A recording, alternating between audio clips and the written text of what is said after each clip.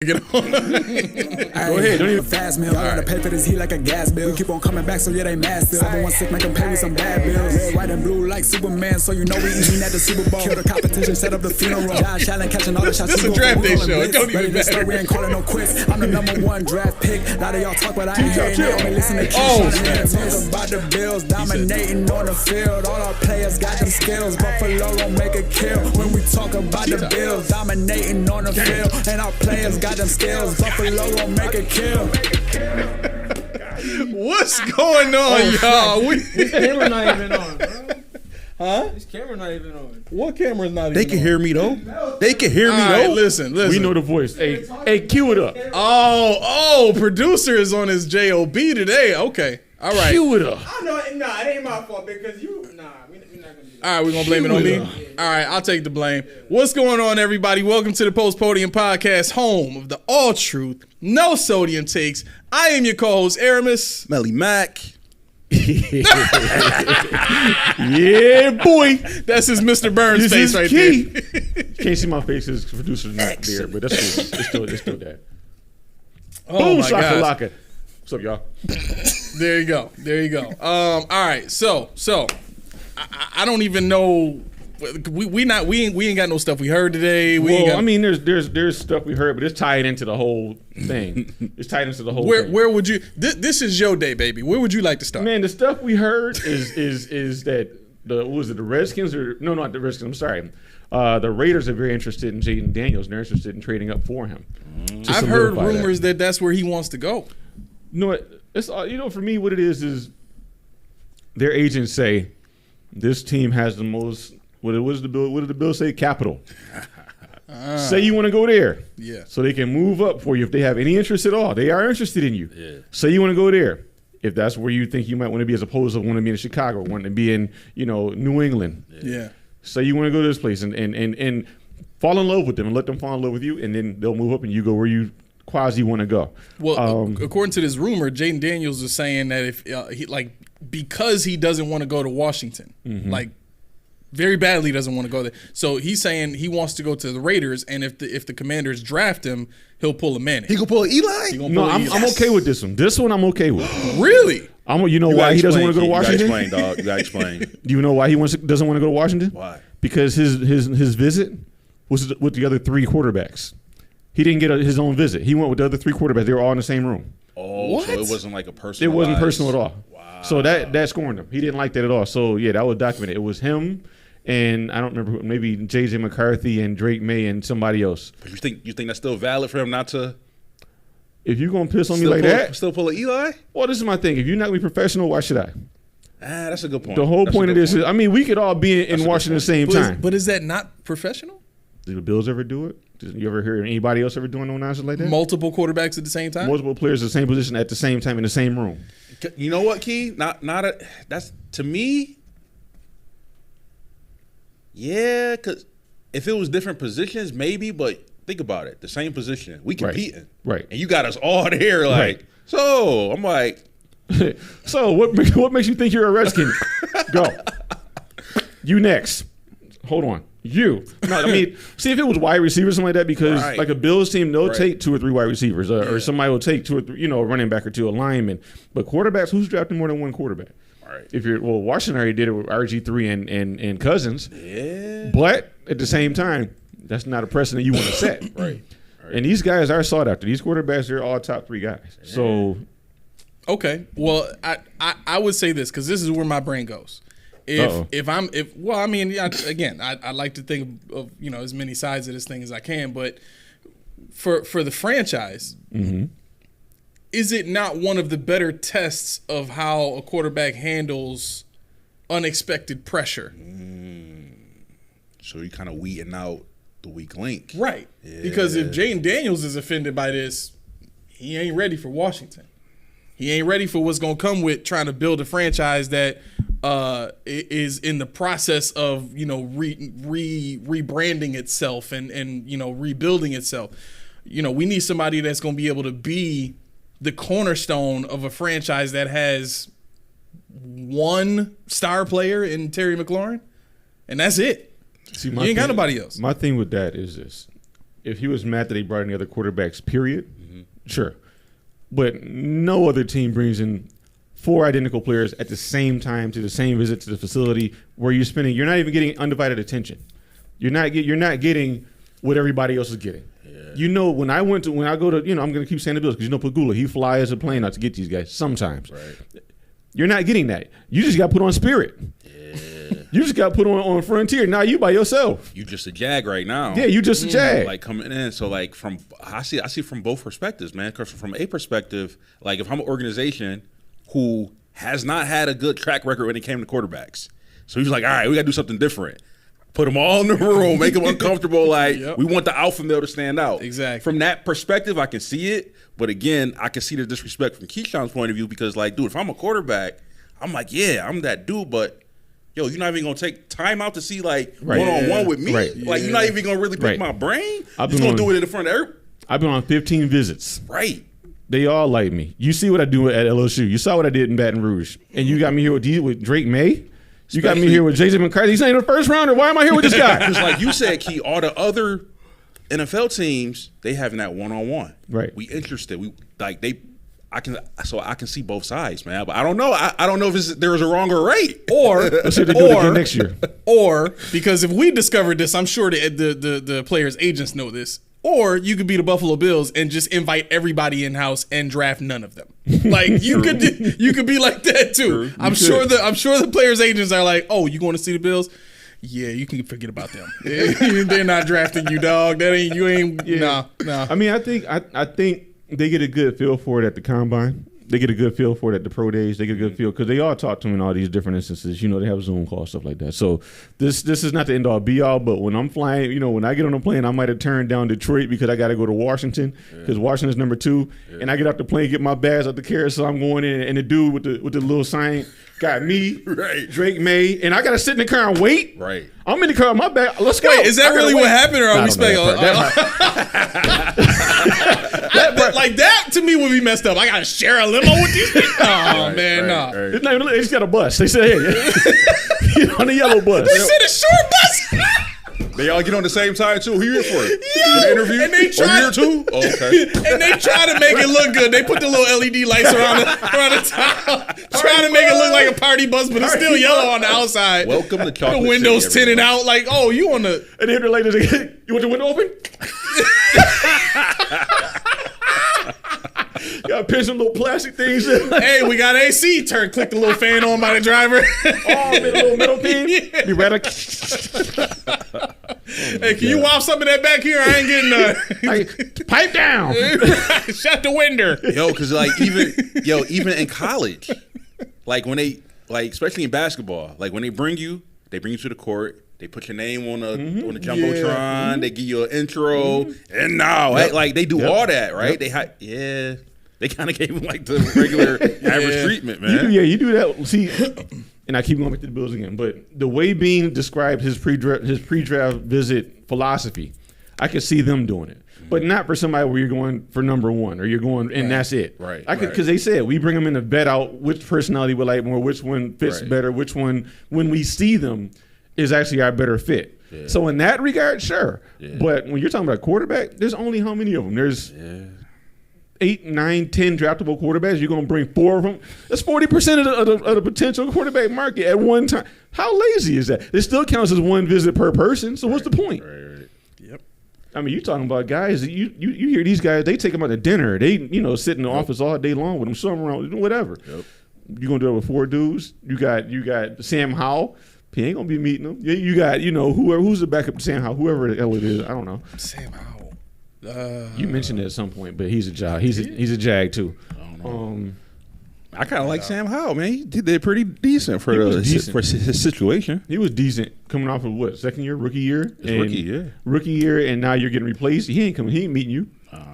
Yo, what y'all think about? Did y'all hear that? Pretty much the Bears is like, yo, come get 9. We waiting for the call. Mm-hmm. What? Yep. Yeah, because like I said, they only got 4 picks, so they already got the number 1 pick. Yeah. And so they would answer our call easily. It was like, yo, easily. Yeah. Call us up. We got that 9 for you. The Bears are saying no to nobody. But see, the thing about that is, you would have to put Spencer Brown in that trade. That's the only way you get up to 9. You got to do a pick and a player, you think? No, what I'm saying is it's going to have to be. So remember picks. when we did this before? It's going to have to be 2 1s, 2 2s, a 4, and because the 2 1s, the 2 2s, and the 4 got us up to that's like what, 11? Yeah. Right. So Spencer Brown, that'll seal the deal. But we think right. We think, and it may be less. It may be less. They may not. You know what I'm saying? I think it might still be, you still putting your future on the line, but I think it might be a little cheaper because now they're. It's not like they don't want to do it. Like they definitely want to do it. So they like highest bidder. Like what you offering? Or what you offering? You know what I'm saying? So if they don't get a lot of offers, they're gonna get offers. And you offering them. Yeah. That's cool. I mean, they're gonna get offers. And if they don't, guess what? Rome Dunze, come aboard. Or whoever they tackle is, come aboard. Because they're gonna take a quarterback at 1 if they think they're keeping at 9. Right. They'll have an inkling as to what's going on at 9 because people think they make calls and say, if this guy if our guy is still there at 8, we'll trade with you or whatever. So you'll have a feel, everybody knows the Bills would only trade up for a wide receiver. We're not. I don't care what anybody says. We're not trading up for Latu. We're not trading up for Cooper DeJean. No. We're not trading up for Bart. We're not trading up for anybody else. Not at least not in the first round. We're trading in the back. The back ends. We're trading. First round, no. We're not giving up a king's ransom for any of those other guys. No. So everybody knows it's Brian Thomas Jr. or Malik Neighbors if he was there, which I don't know how, or Dunze. Now, the thing with Adunze is I don't know how I feel about it. We talked about I know that's your guy. I know that's your guy. That's the dude, man. But, words now people are starting to get skittish, and I pulled it up. Your buddy, Agent 89, said he's not a big fan of Adunze. So no, he ain't compute that. He's like I heard you. He want to hear the rest that comes after that first. Yeah. No, because he said he's not a good separator. He said he'll win on 3 levels, but he's not overly physical. He doesn't show the field speed. He said he's a high point man. He's a possession receiver is basically what he said. And he doesn't think that he'll fare as well against the pro cornerbacks he did in college, which obviously there's a fair drop off. Yeah. Because Adunze ran a 4.4 or something like but I mean, I don't think he's a bad player, but I don't know if I want to trade up for him in that position when you could do something later on and get the same kind of production. Well, let me ask y'all this. And I think you might like this question. Let me see. Okay, so we've compared Adunze to a guy like Larry Fitzgerald. Right? We said that on the show. From what we know about Adunze now, intangibles, work ethic, all that kind of stuff, it screams Larry Fitzgerald. Size, playmaking ability, with respect to his skill set. Is that something that we would be comfortable trading up for? Because I know you're thinking in terms of other receivers that are available, aside from Adunze and what their potential could be. But I personally, and I want to hear what y'all think about this, I personally think Sean McDermott and the Bills would love to have a guy like Larry Fitzgerald in-house. Yeah. So for me, the reason why I put Adunze so high is because of the non-football stuff, right? The character, the attitude, like his work ethic, right? I think that's what makes or breaks between average and great, is that. Also, like the top guys, was weird. This year, I've heard a lot of negative stuff about all of them. Yeah. Like, I don't know if y'all heard about the 2 Texas receivers, Worthy and my man, A.D. Mitchell. They're saying that both of them have the mentality that if they're not the prime people, they get lazy. Kind of like that Deontay Williams situation. Remember when he was playing for Pittsburgh and he didn't get the ball and like he just kind of walked past and like it was a block or he just kind of he gave up on the play. Pickens? Not Pickens. It was the other dude. Thomas? Yeah, Deontay.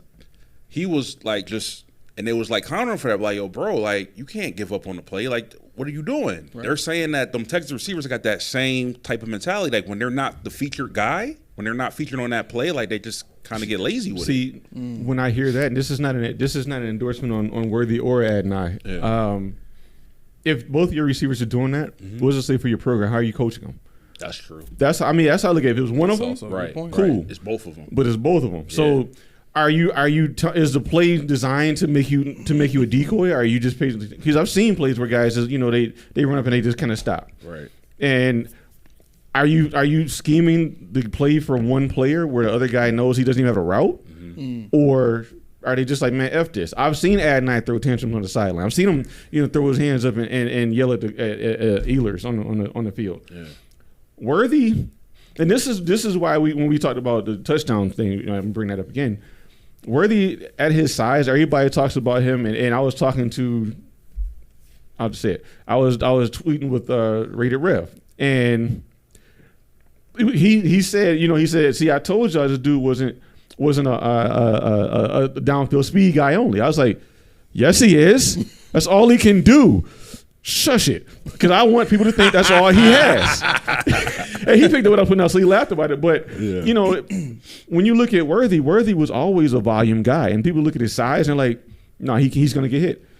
He's had 90 or more targets every year of his college career. Before Adonai Mitchell came, he was at 7 or more touchdowns a season. He had 2,000-yard seasons. The guy is a football player. He just happens to be very fast and pretty small. Yeah. People don't talk about Troy Franklin when they say, oh, he's 6'1", 176. He's 2 inches taller than Worthy, but he's like 10 pounds heavier. At Combine, Worthy got lighter for the Combine. He was 172 in college. So why are we not having the same conversation about Troy Franklin, who didn't have the production in college that Worthy had in terms of yards and receptions and stuff like that? Because he didn't run a 4.21. Basically. But let me ask y'all this though about Odunze. So I'm on tangents. So I'm joking. Oh, well, no. Go ahead. I'm messing around. When it comes to the type of game that Larry Fitzgerald played and the type of game that we think Odunze can play, that we think is similar to Larry Fitzgerald, is that game viable in today's NFL the same way that it was back then? You go ahead. I think it is, but it depends on where he goes. I think that has a lot to do with it, because on the right team, it'll work. But I could see certain situations where it wouldn't work. Like in Buffalo, it definitely worked in Buffalo. Yeah. But other teams, I don't think it would work. So to me, it's dependent on where he goes and what type of team he's going on, if that's going to be successful or not. Like the Larry Fitzgerald play style that he plays, if it'll be productive. But I really think it hinders on where he goes. Okay. Okay. So that's the thing about it. And you said I agree with you until you said in Buffalo. See, you might be right. Well, I don't know what Buffalo's doing. Oh, I still don't know what they're doing. Are we going speed? Just give Brady weapons. Let him figure it out later. Well, the thing is, that's the thing. If you're going up to 9 and Brian Thomas Jr. is there, and you want a downfield offense, you don't take Odunze. You take Brian Thomas. Yes. But if you want that dink and dunk possession, true 12 kind of deal where you don't bleed the clock and get downfield slowly, you take Odunze. He's got the hands. He's got the high point, but so does Brian Thomas. Brian Thomas don't have that dog mentality to him. Right. But you know what? That's not fair, because as Steve Smith said, he might. Right. But like we talked about, he's just like, tell me what you want me to do. I'll do whatever. He's that guy that said, oh, you want a carburetor in your car? You need an 850 horsepower engine, but I'll give you that carburetor. That's what you asked for. He's a Whaley kind of dude. Right. Whaley could say, you don't need that 12 receiver. Oh, you want one? I'll get one for you. Which one to do? Right. But I know you don't need it. Right. But Brian Thomas is like, I'll do whatever you want me to do, but I'm not a guy that's going to tell you what I need to do. Right. Okay. I mean, that's again. When I asked the question, I already knew, for the most part, what you were thinking. But I think I have to agree with Mac on this one. I think Balderdash. Well, again, I titled this episode "Think Best Fit, Not Best Pick." and you'll survive, right? And the reason I went with that, it may not be a sexy title or whatever, but at the end of the day, if I want to protect my peace and I want to have some sort of sanity by the time the night is done, I have to adopt that mindset because I know that's what the Bills are going to do. Mm-hmm. This is a team that, as you pointed out a couple episodes ago, Brandon Beane said he's only got 10 to 15 first round grades on guys. I heard 16. So a max of 16 guys. That's not even a full first round worth of that's picks. Half a round. Yeah. You know what I mean? So it almost dictates that they're going to have to move up in a sense if they want to get a guy that's on at the top of their board, or they're going to be settling, or and this is for us to say they're settling. It's no disrespect, but right. But in a sense, we don't know if it's a guy that was in that right first round grade or they just don't feel like moving back. But we very rarely see them move back out of the first round. Out of the first round before, right? So it's never happened before, right? So I just to me,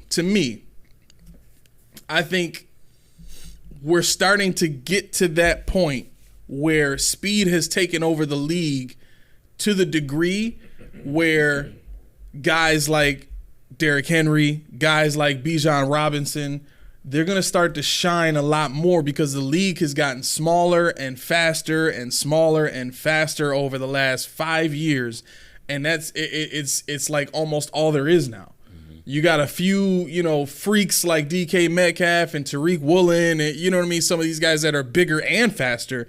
But man, I'm telling you, when I look at what the Jets will be able to do on offense with their power run game, when I look at what the Baltimore Ravens are going to be able to do with their power run game, I mean, but you see how you say that though? The power run game. You know what they're going to do, so you know what they're building for. Right. We're building for a Dunze, but I don't know that. I like I said, I could see. I'm not saying he's past it. I'm not saying he's not good, but had this been Joe Brady, or not, sorry, Dorsey, he's going to go get the bigger pass catcher guy, or at least that's what I would think because of how we played it before. But not with Joe Brady and knowing that he had Jamar Chase and he had Justin Jefferson, he had Joe Burrow. We saw what they did. Yeah. Limited route tree, but they went and got it. They went out there and that's LSU's game. Let me ask you this: Could you see a Dunze fitting in with LSU? Could you see his skill set in LSU? Well, I mean, he's got some go get it to his game. Well, they're not go get it though. They're all burners. They're all guys that stack and get out of here. They're not high point guys. And that's the knock on LSU guys. They're not route technicians. They're speed guys. They're guys that have moxie. They're guys that play with attitude. They're guys that just know they're better than you. But Shakir and Samuel are also guys that get a lot of separation on their routes, right? So if I'm and granted, Dunze doesn't get a ton of separation on his routes, but there is some, like, I don't think he's graded as highly as he is just for no reason. I think there's some savvy to the way he runs his routes, and I think his size and athleticism and being able to, high point balls and take balls away from defenders and stuff like that. I think, and again, I'm not trying to make a case and say that the Bills are going to take this guy, but if they do, I don't think I would be as upset as you might be. You know what I'm saying? That's what I'm saying. What I'm saying is what you're saying is I agree with. But I don't know if those are the traits they're looking for. The high point. I don't know if they're looking for those route savvy guys. I don't know. They might say, I have Samuel. I have Khalil Shakir. I want a guy that's going to go get it. Right. Well, so the reason I made the point about separation was to say, even in Larry Fitzgerald's game, he never really got a lot of separation. You know what I'm saying? But he was such a technically sound receiver and a physical, a receiver that it almost didn't matter. You know what I'm saying? The quarterback could trust him and just throw it, and he would come down with it, right? So, I think it's possible that he still fits the scheme that they're trying to go for, which is, that 12 formation, and you know what I'm saying? I still think he could fit in a sense because of the way that he plays the game. That's what I'm saying. Are they going 12 though? Is that what they're? I think they gotta be. See, that's the part that's the doubt I have. It's not the player. it's what are we building towards? Because we haven't seen it. Now, do you think, or how do you feel about this? Should Brady be thinking that way, or should he base it on who he gets? Like, for example, if I get a Dunze, okay, we're going to run this. If I get Thomas, we're going to run that. You could do that. Or do you want him to have, no, this is my plan. I'm going to get a guy who fits in my plan. I want him to say this is my plan. I want him to say this is my plan. So you want him to have a plan already. Especially if you're trading with 90, you have the best of both worlds. Well, not the best, but you have. Pretty much you got your choice to pick. Yeah, I mean, because either one of them is going to sway your whole offense. Because you already have Samuel, which we don't really know what he's going to do, but we know he does something. We know Khalil Shakir can do both things. He's a possession guy and he's a speed guy. Now, do you want to, like I said, do you want to dink and dunk, or do you want to be intermediate, or do you want that home run hitter, the guy that's going to stack it and catch it and take off? You know, because it doesn't say his yards after catch are not that great. And the Bills have been preaching, I want playmakers. I want guys with yak. I want this and Dunze doesn't fit that criteria. However, they were also saying we want a pass catcher, and then they went and got a tight end. Like, he's a pass catcher though, and that's the thing. See, that's the thing. That the pass catcher they didn't say wide receiver, and that's what they insulated him from. If they would have said I want a wide receiver and got a tight end, right? But they got a pass. They didn't go get Mayer. They didn't get Michael Mayer. They didn't get Washington. Darnell Washington, yeah. They went and got the best receiving tight end they could find. Well, the best receiving tight end in the draft. And some people say he was the best receiver in the draft, even though he was a tight end. But now if you're telling me, you know, I want to do this thing, whatever it is, just get the guy, especially when you're not waiting for him to come to you. Mm-hmm. Get the guy that fits what you want to do. So is it possible then, and we got a couple of comments I want to get to, is it possible then that we're thinking about this all wrong? Should we? Yeah. Wait, Keyshon, just wait. Is it possible that the Bills believe they already have their number one receiver in Kincaid? And whoever they get today, it doesn't need to be a receiver for them. It just you know what I'm saying. It may need to be a guy that they think can be their number two receiver. And I would say no. I don't think so, because I don't know, my mind. I just can't just think that they believe that their number one target is on the roster right now. Like their number one guy is on the roster. Like I don't. Okay. I could make a case that Sean McDermott, since day one, has kind of been copycat of whatever he's seen that he likes in the league, right? And I mean, NFL is a copycat league, so there's a lot of that goes around. But I think Sean McDermott has kind of been unapologetic about copying some of the things that he's seen, right? So New England and their culture and all that kind of stuff. And the buy-in and everything, right? Is it possible that maybe he's looked at what the Chiefs have done with Travis Kelce, and Kelce's been their number one receiver since, Hill left, and even to a degree before that. Is it possible because of how let me just say, is it possible that they believe in Kincaid that much that they could just start to form a plan around that and say, well, look, he's going to be the number one guy that we focus on and get numbers, and then we just need another outside guy opposite Curtis Samuel? I would say it's possible, but if you're going to do that, if you want to centralize it on Kincaid, then you got to have people to take pressure off of him, right, so that he could excel. So in my mind, if I'm going to do that, I'm going to get really good guys on the outside, that'll take up coverages, so I can focus on centering on Kincaid. Okay. So for me, that might not mean you don't need to get Harrison Jr. or Neighbors, where Thomas might be okay, he fits, or AD might fit, or even Ladd McConkey fits. But to me, if they go and try, which I don't think they're going to, but if they did, I'll be super ecstatic. But if they was to get somebody like that, then that shows me that they're not necessarily going that route. Not to say that they can't later on, but at least their mindset right now is we're just trying to get the best people we can get on the team and then formulate a plan that way. Because I'll say this. To me, this is just my opinion, as an offensive coordinator, I feel like I can't just put, this is what I want to do. You have to look at what you have. Yeah. Right? Yep. I can't say I want to run this type of offense, but you ain't got the guys to do it. To me, a good offensive coordinator builds his scheme amongst the talent that he has. Right. How can I kill this defense? What advantages can I utilize and build on our strengths so I can make this defense look crazy, or I could excel in this defense? So that's how I would look at it. Again, everybody don't look that way. Everybody don't have that same mindset. Like Keyshon said, some people said, "No, this is the plan I'm running. I'm just gonna get the guys that fit in there." To me, I would do the opposite, but that's just me. This is why I oppose you, only because of this. Dorsey came in Brady came in halfway through last season with players that he didn't have.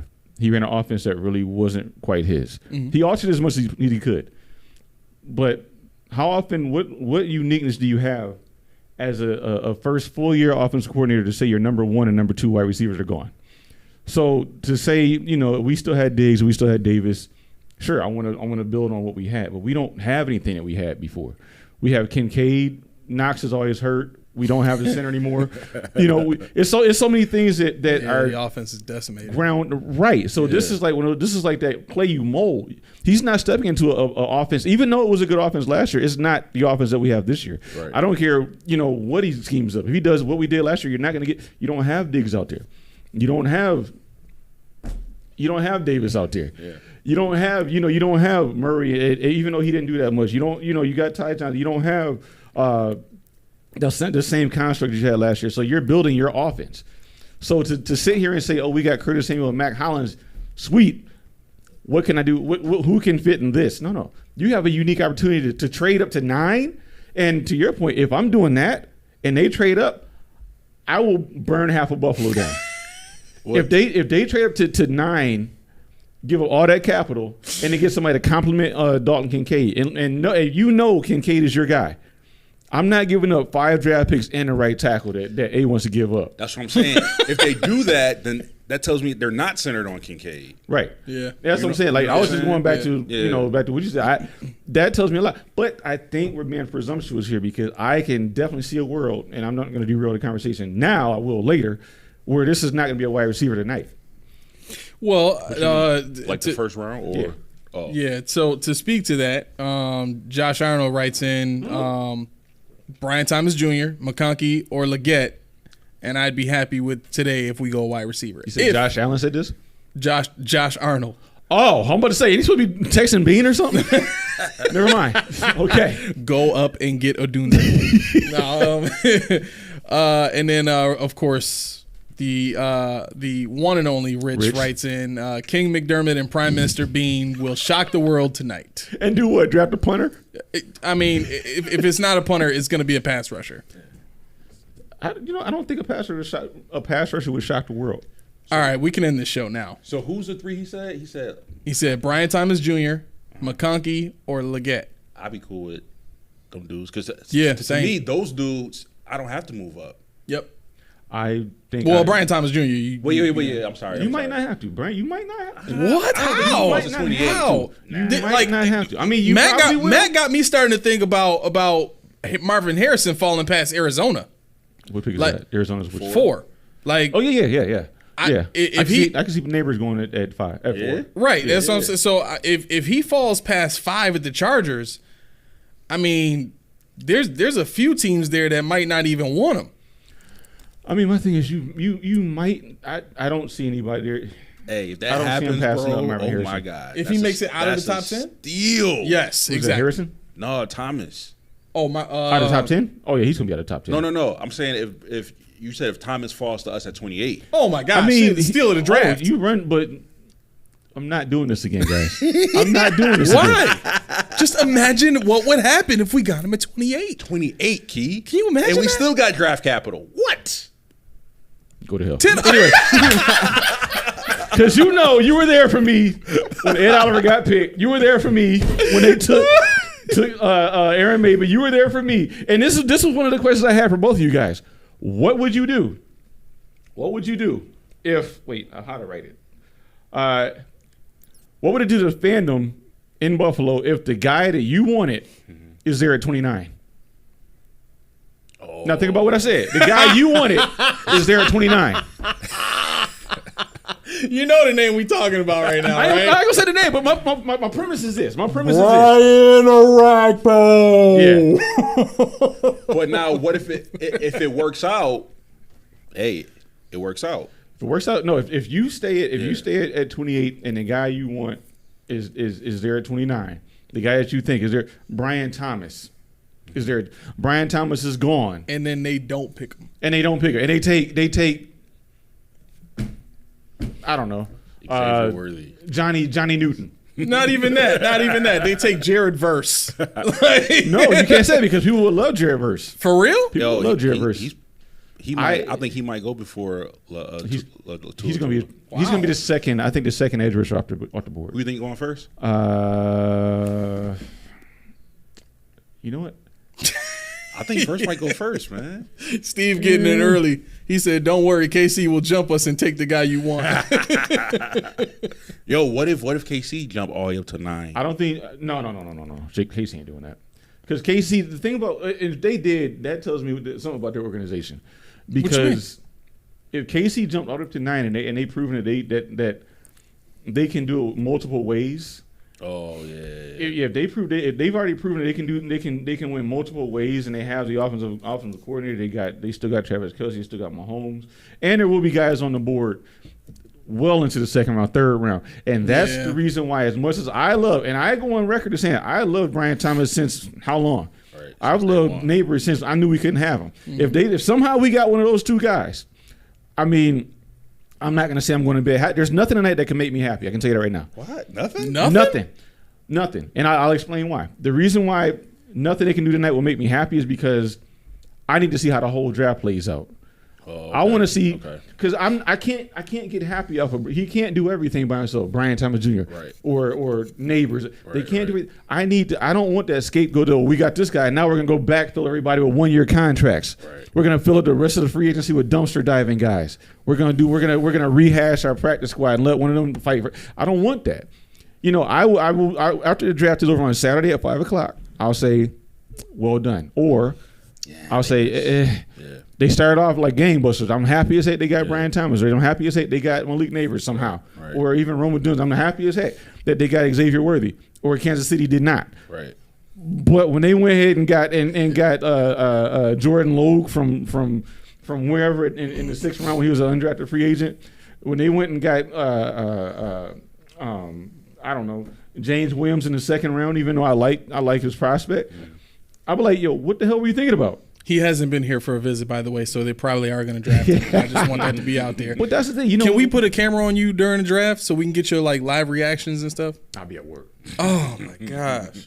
If I wasn't at work, we've been watching it, I think. Yeah, we would have been watching it here. I'm the screw up. Yeah. Well, I don't know about that, but my vacation starts Monday. I just got to make it to that point. But but yeah, no, I can see a world where who's it? Oh man, I lost the name of the guy, but where Latu is going to be going. I saw it, and somebody called me out as if I made this mock-up last week, but I saw a world where Xavier Worthy, not my mock draft, went to the Colts.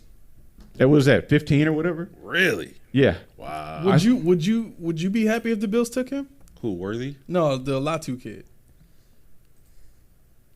Like, So you know about his situation. Yeah. So before that, I would have loved it. Okay. But to me, it's a Von Miller over again. Yeah. Like the upside is cool if he's healthy, but he get hurt. Now you wasted all that capital. Right. Now we back to square one. So, but okay, if he, let's say we don't trade up for him, and he's just there at 28. Ooh, I don't know, man. Because Who else is there? like if we get him, the mindset will be, well, at least we didn't mortgage the farm or the future to get him. Yeah. But the same thing. It's your first round pick, and if he don't work out, that's a miss. Right. Like whether he On failed another you, pass rusher. right? Whether he fell to you at a good spot or it was good. At the end of the day, man, if it don't work out, it's a miss. Right. It's a And miss. I think the thing that screwed me on him, I watched, I believe, who was it? Was it UCLA and Colorado? Somebody. Like, who the hell is this passer? This dude is unstoppable. And then like the next sentence after I said this dude is great, they're like, yeah, he had to retire last year. He's just transferred in. I'm like, why? Medical retirement. So the team he was crushing on wouldn't even take him back. That's crazy. What's wrong with this dude? And then I don't have a lot of communication, but people know if you watch a lot of podcasts, the Thigh Doctor. This is his real name. Well, obviously not his government name, but right. Yeah, I need to talk about. Yeah, he goes into depth about the guy's neck, and everybody, well, he said, yeah, that the repair on the neck only lasts for like 5 years. He had it 4 years ago, so he's got to go through this again. He's gonna keep. So he's got to get that whatever. It's like a mechanism or something. Yeah, he's got to get it replaced. It's not permanent. Done. Like no. He's dang. Yeah. Wow. So, for him, and I agree with him. We talked a little bit about it, and I agree with him. And he said, red flag, red flag, red flag. He's not on my board. I said, he ain't on mine either. Now, for a player like him, we know that if he's healthy, he's good, but his injury is going to be an issue. Where would the value be in him? The value would be for him, for me, would be a team that is looking for right now. A team is looking for, if we win this chip now, because we'll say that I'll just go back and say Kansas City that can afford to throw away a first round pick like that. Who would that be? 49ers maybe? Yeah, like the Niners or like Kansas City or something like that. Or the Eagles. But now here's the scenario. Let's say they only need 1 year. Like I feel like, I hate to say it, but we're kind of in that pool, man. It's a philosophy. See, we talked about this a long time when we first started the show, and he thought I was going to agree. I don't want one championship. See me, I don't want one. Okay, yeah. I want. Yeah. Hold on, context. Okay, Key. I said specifically, like right now, I just want to get to one. Yeah. Like obviously, I want more. Right. Well, no, you didn't say you only want, but you said at this point in time, how did you phrase it? You said something about if we win one, you're okay for years. Or no, you asked. This is what you asked me. You asked me if. Oh, however, when you said if I could see in the future and I did this thing and it guaranteed me one, would I do it if I knew I wasn't going to win anymore? And I said nah. No. I said no, I can't do it. Yeah. That's what it is. I can't do it. Now it wasn't used. I'm not. Let me clean that up. No, You didn't say it. You didn't say it. You only want one and you're done with Bills fandom. No, that's not what you said at all. But for me, I'm on a high, and this is fresh off the Nuggets winning a championship, and I'm like, yo, I want another one. I want another one. So if it was up to you and you had an opportunity, like he said, where the situation's gonna play out, they are only gonna get one, and that's it, or you can gamble. They're going to get multiple, but we don't know when it's going to happen. Like, somebody can promise you we'll get one this year. Right.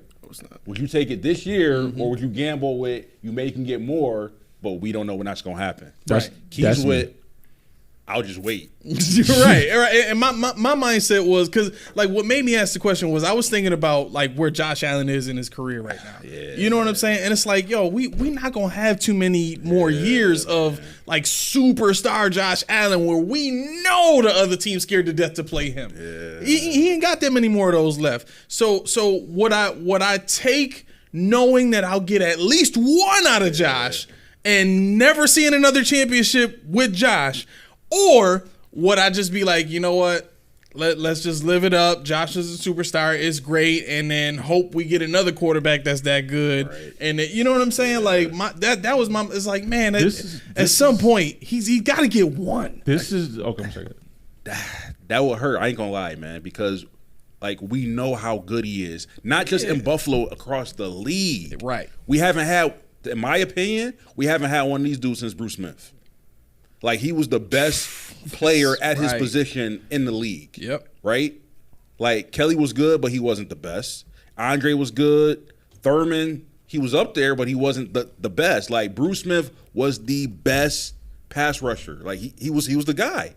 So I feel like I'm already mad that he don't have a ring because all the work that he put in. But now we got Josh at the quarterback level. He should have did better. No. We got Josh, like, if his career was over with, and he don't get one, that would suck. That's what I'm saying. Like, to me, that would be one of those guys. Greatest quarterback to never win a championship, Josh Allen. Right. For me, another Dan Marino. I couldn't give a damn, honestly. For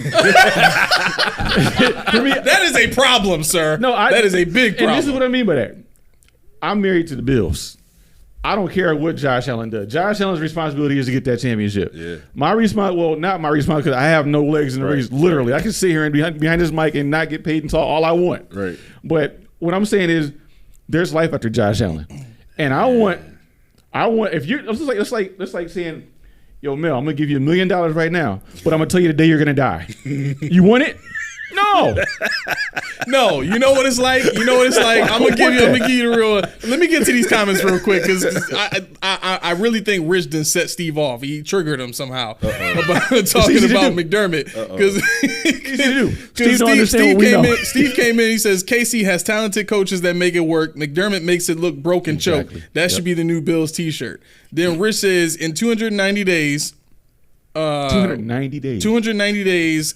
With the Super Bowl or at the Super Bowl? At the Super Bowl, we will be looking at today thanking McDermott and Bean for the masterclass of a draft this year. Then he says, damn that, we need one, tired of this ish, LMAO. Then Steve says, Josh will get one. The question is, will he do it here or somewhere else? That's cold. But so here's how the metaphor plays out for me. I understand being married to the Bills. Right?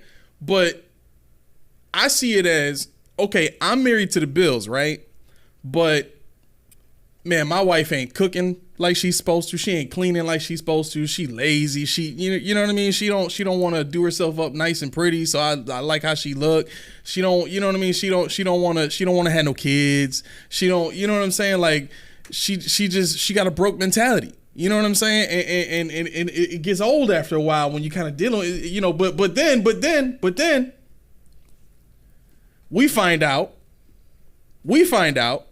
that she got an estranged daddy, right? Estranged daddy come in. Now she happy all the time. She fixing herself up. She taking classes. She cooking. She doing all this. Like that to me is what Josh Allen is. Josh Allen is the estranged daddy that came in and fixed this thing up and made it look pretty and made it look like it's trying to do right. Right? Now Sean McDermott is that cracked out mama that's getting mad at her for hanging out with the estranged daddy. Because he wanna kind of make it look like he trying to do right, but he don't really want to do what it takes. Sean McDermott would be Ancestry.com, no advertising. right. So that's what the metaphor looks like to me. It's like the best thing that's ever happened to my wife has been this estranged daddy. Why in the world would I ever want something negative or bad to happen to this estranged daddy? Because once they leave, I know my wife going back to just being crap. Yeah.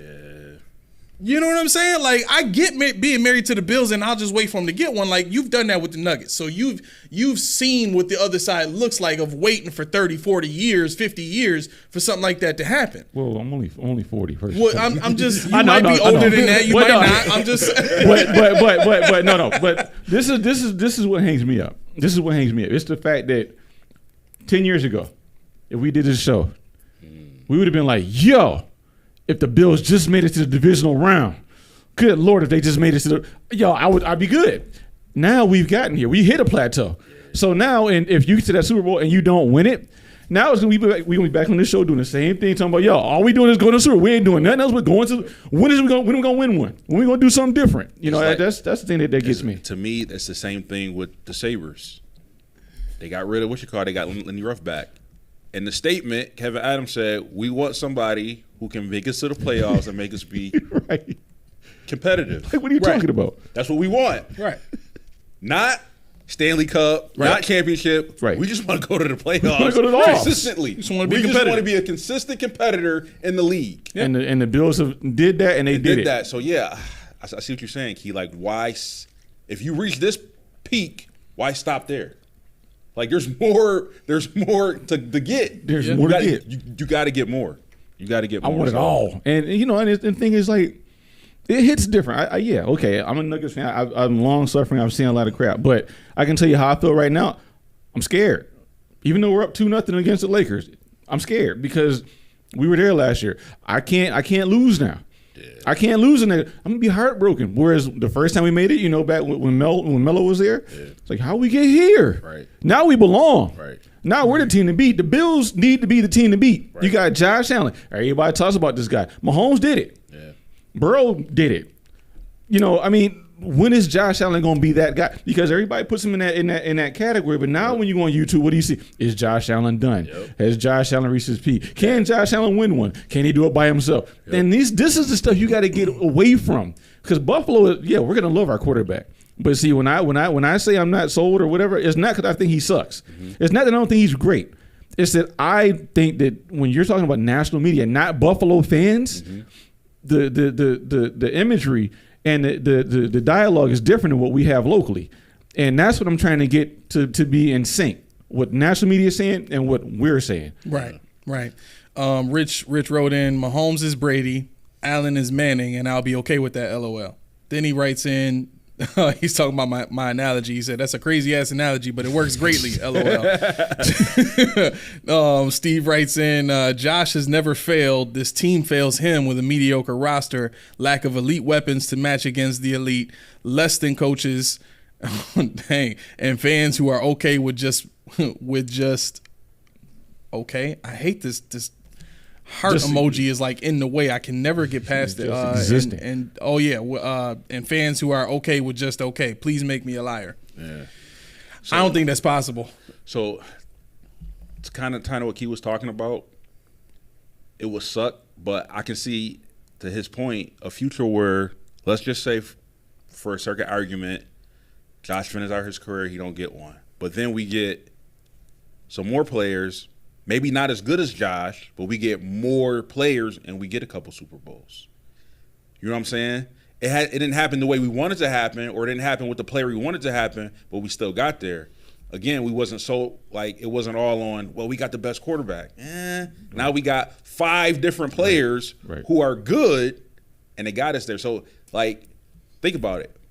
Stafford got a Super Bowl. He not Brady. He not Manning. He's Stafford. Like, he's not as good as them. He had but to he's good leave enough. the team that drafted him to get one, though. Like, I don't want to use that one. I want to use the Brady one. I'm saying, but he's good enough. But that's just, you know what I'm saying? He's not the greatest, but he's good enough to get exactly what I'm talking about. And I am not trying to get canceled by saying I want Josh to go. But what I'm saying is, when Josh leaves, retirement, trade, free agency, F.U. McDermott, screw Terry Pagula.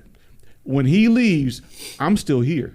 I'm still wearing that shirt you got on, even I don't have that shirt. I'm still wearing the Bills hat, even I don't have that hat. I wore it when Kelly was here. I wore it when Ty Collins was here. I wore it when we were at Edinburgh when they were making fun of us for being Bills fans and everybody's Eagles fan. I wear Buffalo. I wear UB. I know they suck. Okay. Wait. So it's been how many years since we've seen the Bills have this kind of success? Got to go back to the 90s. Yeah. Right. Okay. Right. But you said this kind of success. The success is over now. This ain't success anymore. This is expected. This is nothing to laud anymore. You're going to the divisional round. We expect that now. Well, I get what you're saying. But it's still success. Less than half the teams in the NFL make the playoffs. Right? So it's still success. But what I would say is this, and myself included, there are a lot of people who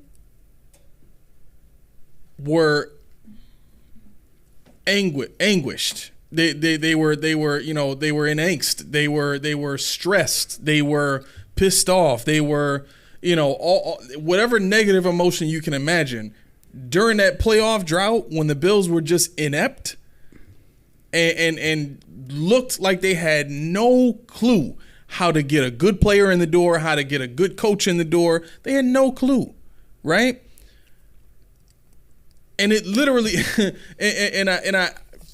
I hate saying it this way, but it literally took Doug Whaley coming in the door and bringing in some good players and Rex Ryan making players want to come here in order for the Bills to then see that next level of success once they added on some discipline with Sean McDermott.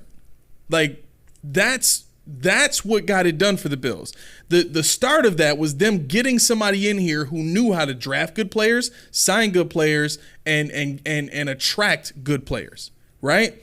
But even at that time, we didn't have a quarterback, so it was still few and far between for the Bills to see, you know, an elite player, right? So my point is this: I'm almost 40. I can't imagine going another 20 years before I start to see this kind of success again. Okay, let me ask you this: Would you be happy going to divisional round for the next 20 years? Every year, divisional round. Every year, wild card round. At least. Every year, divisional round. And that's it. That's it. Because if it is, then it's success. If it's not, then it's not success. No. I don't think that, because that doesn't, you can't. That's a bad analogy, and here's why. If we're talking about the floor being the divisional round, which it has been for the Bills, that's been the floor basically the last 3 years. Now it's also ended up being the ceiling, right? But that's the ceiling is not as guaranteed as the floor is. Right? We know the Bills have the talent at the top to make it past the divisional round, to make it past the wild card round, if they're even caught there again next year. We just watched the team almost not make the playoffs. If they wouldn't have had a remarkable run in the season, they wouldn't have made the playoffs.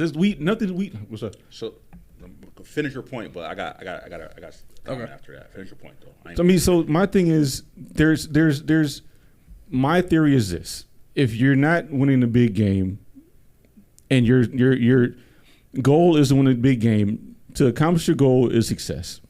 Now, getting to the playoffs, like you said with the Sabres, would be a success if they do it. Mm-hmm. But if you keep repeating the same actions, to me, that's not success. To me, that's just not a successful thing.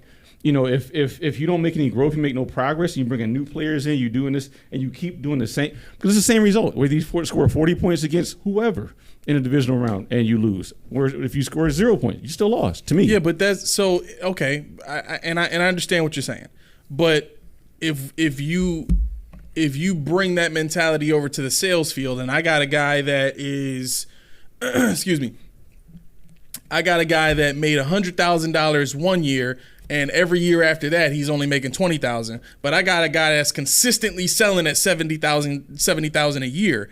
Like, to me, the guy that's successfully selling at $70,000 a year has got a system that at the very least is going to get him $70,000. To me, that's successful. But see, that is success because that's his goal. That's your end game. Okay, you know you're getting that with the Bills. What I'm saying is, if your success level for the Bills is getting to the playoffs, then you're successful. Well, you have to at least get there to have a shot at the Super Bowl. If that's your goal, if your goal is 70,000 units, if you're doing collections, they give you a goal. Right. If you don't hit that goal, you're not successful. If the Bills say it, like when we used to play Madden, what did it ask you?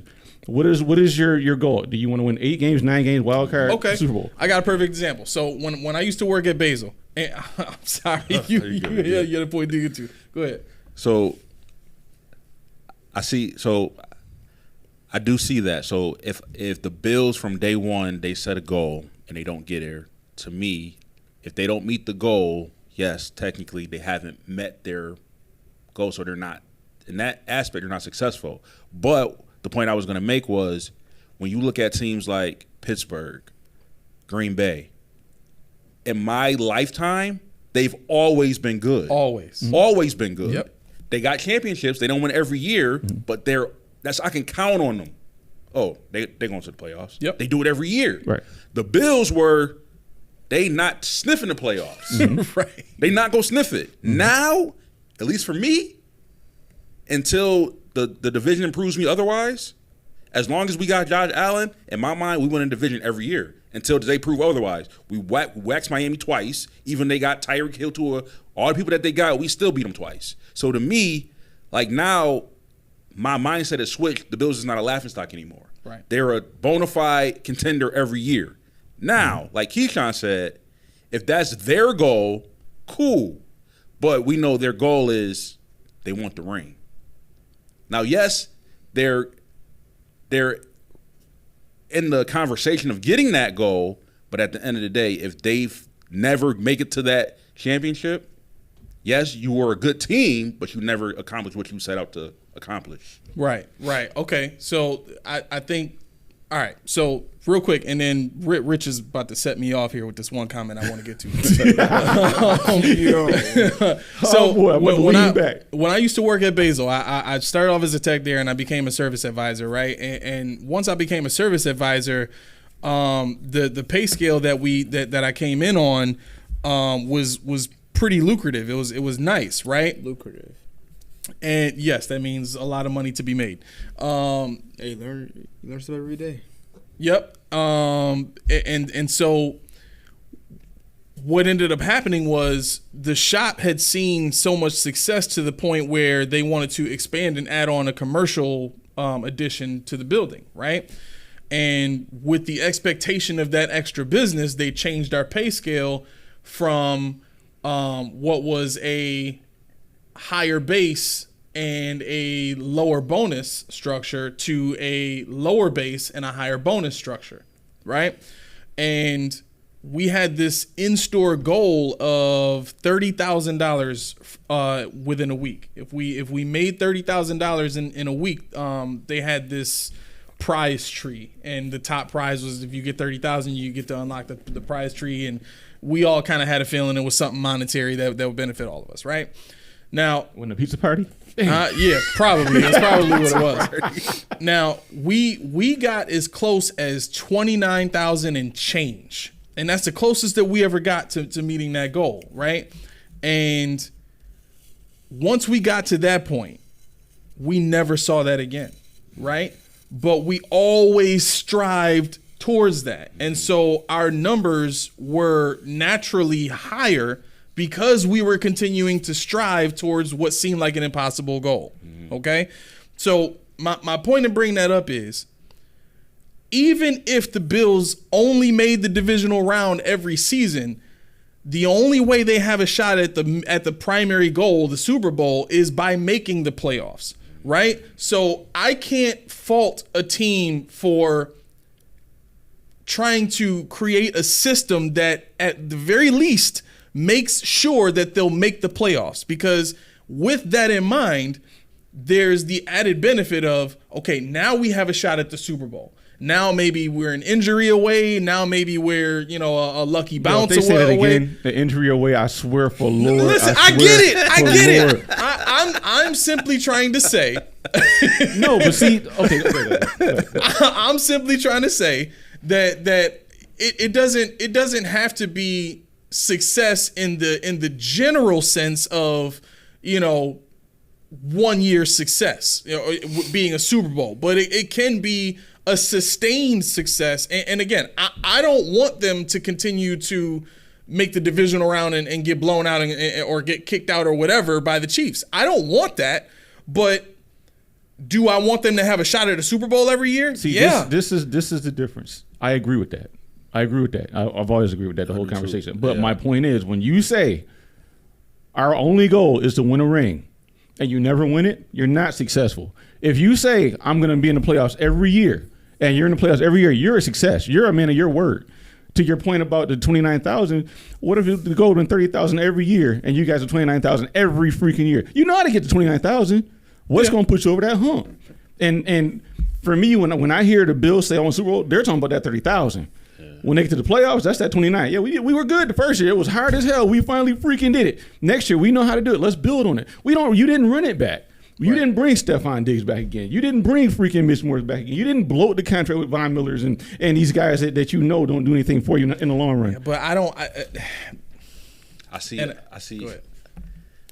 So I kind of see where Egg Home comes, because to me, I'm just putting back where we've been. And I hated that those years. I hated those years. I don't want to go back. True. So yeah, you may not win it, but to his point, you are a successful team because guess what? They know before the season starts, the Bills are going to be in the playoffs. We got to get past the Bills to get to the Super Bowl. Right. We got to go through the Bills. Mm-hmm. Whether you do it or not, that's a different story. But I would rather, if I had to pick or choose one, I would rather be a constant, consistent team that's always in that possibility that they could win. They can always be a contender versus being like the team that man, you guys suck. Like the Browns. To me, the Browns always been bad. Their names are the Browns, dude. Matter of fact, they can't call them what they want to call them. That's why they said Browns. Matter of fact, there's what? 6? The shits? There you go. What is there? There's 6? That's what you want to call them, but they can't call them on TV. Could you imagine Collinsworth saying that every week? The Cleveland. Could you imagine that with the 3rd pick in the draft? The Cleveland draft. Go ahead. No, I'm sorry. Oh my God. But I think there's 6 or 7 teams right now in the NFL that have never even sniffed at a Super Bowl in their entire existence. I think the Browns is one of them. I think the Lions. Leave the Browns alone. The Lions, Browns, they never even got an opportunity to sniff a Super Bowl. Right. Like our franchise, we've been there 4 times. We didn't win one, but we've been there 4 times, right? But I think if I had to pick, I would rather pick a consistent contender versus, like you said, winning that Super Bowl one time. No, I'm with you, and like I said, I'm with that. I'm with the concept of the team being the team you got to beat what players say, to beat a team you got to beat the team, to beat the team, whatever, blah blah blah. But to beat a man, you got to beat the man. I was trying to make it sweet, but I failed. Anyway, my thing is, I'm tired of being the best man never to groom. Right. I'm tired of being. I'm not the bridesmaid. We haven't gotten to that point yet. But I'm tired of being that second. But I'm tired of being the team that the measuring stick. Because we're always the Chiefs beat the Bills. Oh snap! So the Buffalo clean sweep. We're 1 injury away. We were this. Man, when is that 1 injury not going to happen? When are we going to hurdle? Yeah. When are we going to be the team to beat the barometer? Yeah. I don't want to be the barometer anymore. But the thing is, like I said. The thing that closes out for me is if making the playoffs and doing whatever they're doing, if that's successful, by all means. But just say that like Kevin Adams said, be viable contender playoffs. Right. That's what I'm good there. That's don't talk about championships. Yeah, I don't want to say I want that ring because Josh. At the end of the day, we only play for the ring. Right. Yeah. So to the comment that pissed me off. Okay. So Rich says, I think everyone's being too critical. If you really look at it, Josh is the cornerstone of this team. Josh is also on the field, and I hate to say it, if he would make a different decision last game, we would have a different story right now. No, Rich. Which game are you talking about? He's talking about the divisional loss to the Chiefs. And he's saying if Josh would have threw it to Diggs instead of throwing it to Shakir. Listen, the pass to Shakir would have been on point. It would have been a touchdown, and we wouldn't have had to worry about kicking the field goal had he not had his left tackle pushed into his left shoulder. That was the problem. You had a left tackle that can't anchor worth a damn, and he got pushed by the other team's best pass rusher into him. That's what happened. It's not a decision issue. If you look at the play, go back and look at the all 22. The pass got there. Yep. The pass had enough power on it. It was almost a perfect spiral. It was just out of place because as he threw the ball, he got hit. Yep. That's what happens. And him throwing to Diggs on that play doesn't guarantee that Diggs gets a first down. What if he drop it like he did that big pass? Hey, you watch your damn mouth. You watch your damn mouth. Or I could play conspiracy theory. No, you better. No, I'm not. Guess what? Guess what? Get him. Guess what? If Shakir would have caught the pass, if Diggs would have caught the pass, guess what would have happened? Mahomes got the ball flag! Back. Oh, yes! That's why your keys brought the table. That's why your keys. Holding. Yep. Deion Dawkins. Yep. Repeat. Why you gotta be Dawkins? It could have been. I mean, because he was the only one off his feet the whole time. He was on Chris Jones, man. Chris Jones tough, man. Can we give Dawkins some credit after he said about what he said about his quarterback and the Jets guy? Huh? Remember what he said about the Jets guy when he fought? What was the guy from the Jets? Quentin Williams. Huh? Was it Quentin Williams? No, it was at the end. Remember when he got into a scuffle, he fell on the field. Oh yeah, and he waited. Yeah. He's like, he said, Josh is my quarterback. Don't nobody. He said, what you talking to him for? You don't talk to my quarterback. You don't even look at my quarterback. I was like, and he didn't have a shirt on, so I tell you he was real Deion.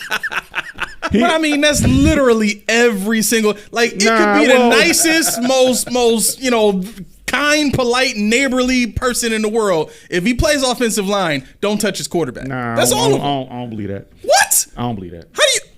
Okay. Next time you see Spencer Brown, talk to him. See what he said. No, because Spencer Brown got jumped and Josh had to help him out because Spencer helped him with his aid. But no. The reason why I said you're right. The nature of their job is to protect the quarterback.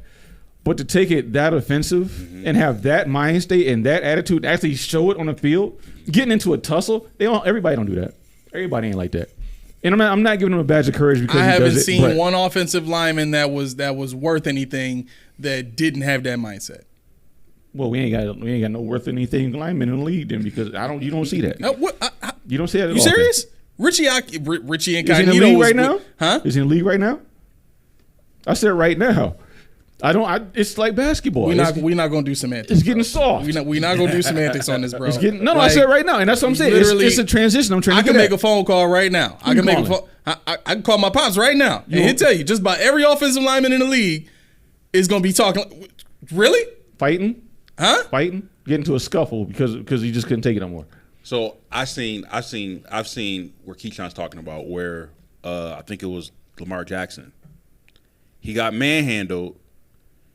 They interviewed the offensive line and they said, yeah, man, we don't like that. But when it happened, they didn't do nothing. They didn't do nothing. Now, mind you, they may have been coached that way because, some coaches, they don't like penalties at all. Right. Right? Like, no, I don't care if you do. You better not get a penalty. Right. The team is more important than the player. Right? So I've seen certain instances where Keyshon is saying which you would think that's literally your job, your offensive line. Like the quarterback, that's your guy, right? Right. But there has been times where, like I said, he got roughed up and they ain't like it, but they ain't put the paws on him. So right. You gotta let them know. And you set a precedent when you don't do stuff. You don't always have to fight. You don't always have to do it. But people, it's like you played sports.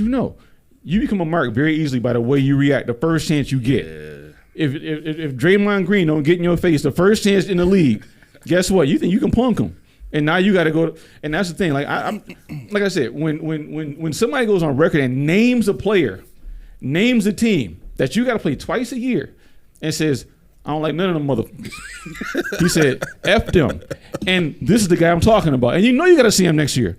He's gonna be like twice. You don't know what he's gonna. Because I've been on sidelines where in football where guys, and you've heard it, where guys got cut block. And what the first thing he said, come on the sideline. Yep. 73, take his knees out next time. He took me low. Yep. Injure him. It's a hit. Greg Williams, it just got public. But that's every day. But what I'm saying is when Deion Dawkins said that, now you became a mark. But you don't care. Because you better not talk to my quarterback. You better not even look at my quarterback. And you said, this is not implied. He said it out of his own mouth. So that's the level that I'm talking about. Your offensive line got to be the biggest goons in the world to me. They got to be the nasties, Conrad Doblers. They got to be incognitos. People like that. Trent Williams. Yeah. I can't agree with anything you say that gives support to Deion Dawkins whatsoever. Sorry. Whatsoever. I'm sorry. If you was talking about somebody else on the Bills offensive line, okay, cool. But Mitch Moore said, you better not. He said, gosh darn it. Nah. So apparently Steve think we smoking some good stuff up in here. He said, what did he say? Where is his comment at? He said... What did he say? Oh, he said, "How many generational QBs have this kind of career and not even go to a Super Bowl? What are you guys smoking?"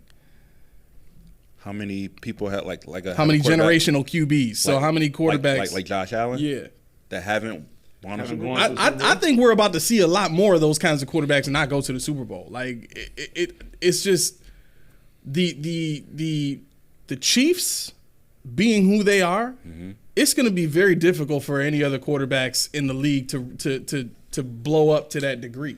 Let's see. You got Andrew Luck. I put him in that category. I agree with that. Right? Yep. He was really, really good. Probably one of the best quarterbacks, but he never got there. Never got one. You know what I'm saying? Who else? He said win or go. Go.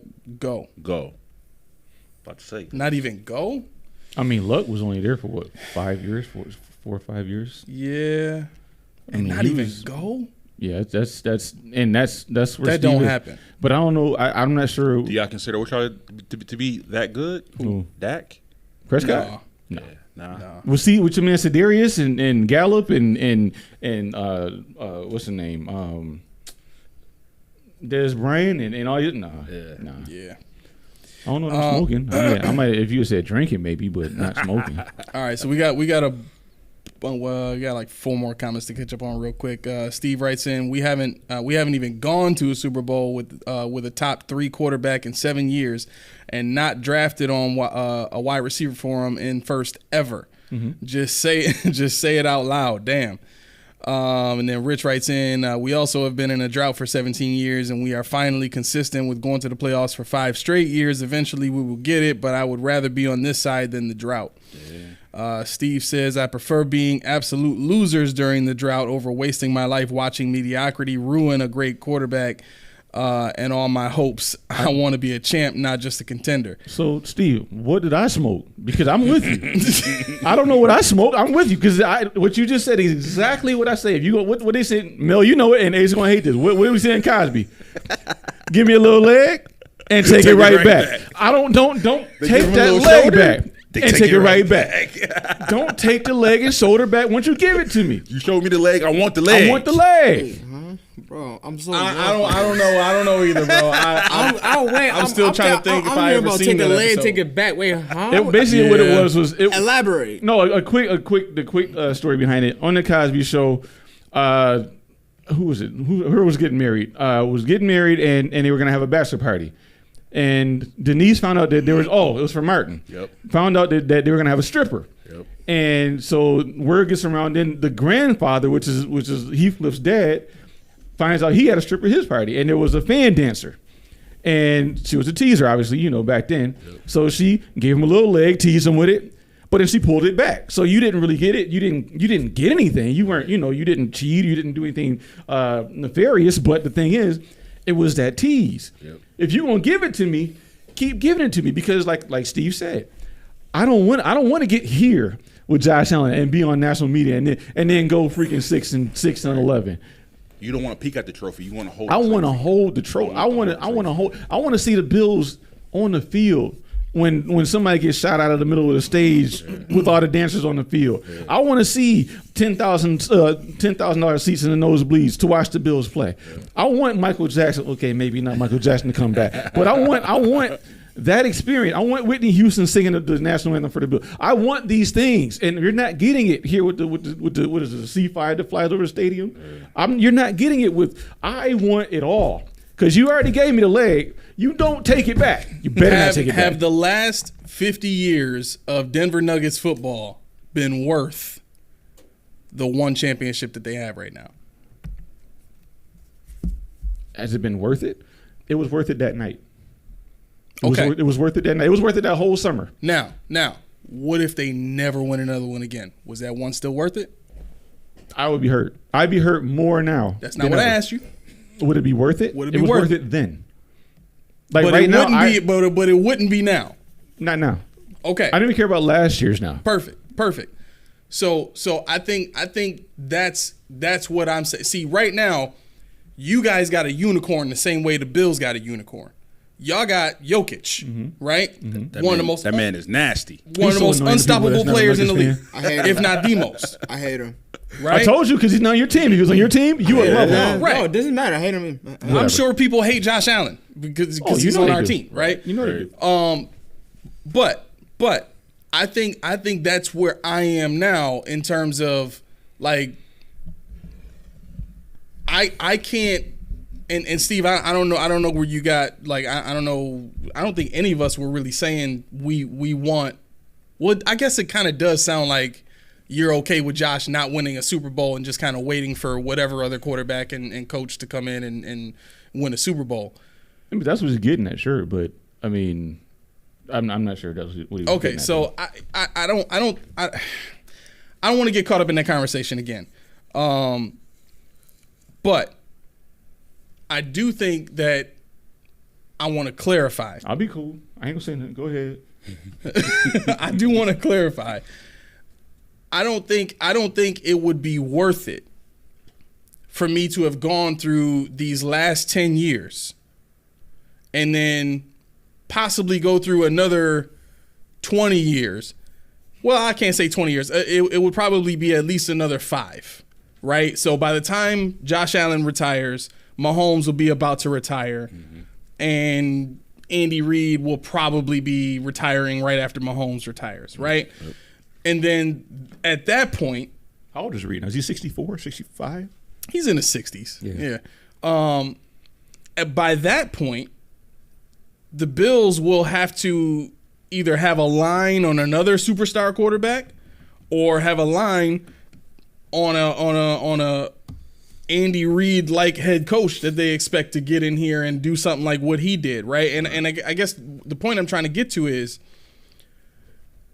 it seems as though you're saying you'll take being the worst team in the league, and Steve, you're saying this too, if I'm correct, you'll take being the worst team in the league if it means at one point somewhere down the line you get the Mahomes Andy Reid combination and become the most dominant team in the league.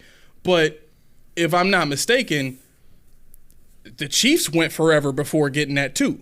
They did. You know what I'm saying? The Patriots went forever before getting that. Yeah. You know what I'm saying? Just like Denver did. And so that's why I'm asking, like, those moments come once in a lifetime. Once in a lifetime we're talking about, right? So do I want to give up my entire lifetime for one instance of a 10 to 15 year run where I'm the most dominant team in the league? Yeah. Or do I want to be like Green Bay and Pittsburgh and teams of that ilk where I've got a shot every few years? Yep. You know what I'm saying? I think that's where I'm trying to go. You know, and this is not just about Josh Allen. This is more so to me about the head coach and GM and owner, because they're the ones who said, you know, I want to be a consistent winner here. Well, what does winning mean for you? Does it mean a divisional round? Does it mean just the playoffs? We got to define that now. Exactly. Because you know what I'm saying? Exactly. Yeah. Because I want to be like Green Bay and Pittsburgh. I want to be that team that's like, yo, them boys ain't never down. Right. They ain't never down. Right. Like Green Bay has had 3 franchise quarterbacks for the last, 60 years? Yeah. You know, or 4 if we're saying 60 years. I mean, to me, those are the staples. Like, to me, if you would have said the Rams, if you would have said something like that, I don't want to be the Rams. I don't want to win it, sell out, you know, and then now you have no money and you have no team and you got to go back down to the cellar. Right. That's what I'm afraid of. Yeah. You know, if you're talking about a team, and I think that's where Steve is too. I believe Steve. If I'm still smoking, let me know. I might have switched up the strain, but no, I think you're not supposed to know about that stuff anymore. I think the thing about I think Steve, where we are is, if you gave me that Super Bowl, man, and now we're contenders every year. Now we can probably get in. I'm cool with that, but I don't want it to be just run it back when we haven't really done anything. You know, to me, we're just kind of here, and they're like, oh, and they keep you always talk about this. They sell this to us. They sell that to us. Look what we did. One away, but you don't never get that player. Right. You don't never, because like Steve said, and I think somebody in national media said, the Bills. We have one of the worst rosters outside of Josh Allen. One of the worst. What does that tell you? These guys run it back with the worst roster over and over and over and over again. Tonight, we have a chance at number 9 to take that difference maker. Now, going back to your point, what do you want to do? Do you want to be that consistent dink and dunk, no frills offense? Odunze, he's going to get you 1,000 yards. He's going to get you 120 receptions, whatever the case may be. I have no doubt in my mind. Or do you want to go and threaten somebody deep into the 21st century offense? Thomas Jr. Neighbors. What do you want? It's more than one way to skin a cat. So neither way those picks would be wrong. Now, I don't think the Bills are going to do it because I want them to. But the thing is, I think that where Steve is and where I am is, and like what Mel said, we were joking about the leg and taking it back. You gave it to me. You're stuck now. Right. You're stuck. Yeah. And where I'm going with regards to, life at the Josh, like you just said about the Packers, 3 quarterbacks. Josh should be here 15 years probably. Give me another one for 15 years. Right. And then after that, I'll be what? I'll be 70. Yeah, but they have to have a track record of They have to have a track like the Packers record. had. They have to have but the Packers, right or wrong, the Packers had more than one coach in that span. So it wasn't the same coach just hitting on all of them. This will be the third franchise quarterback that they've had in a 2 head coach span. Okay. Because Mike McCarthy was there for the end of Brett Favre going into Aaron Rodgers, and then Aaron Rodgers going into McCarthy left before Jordan Love. Wait. No. Jordan Love was drafted while McCarthy was still there? I believe so. Yeah, I think so. I think Jordan Love was drafted while McCarthy was still there. I don't know, but and then McCarthy left, and then that's when who's the new coach they got now?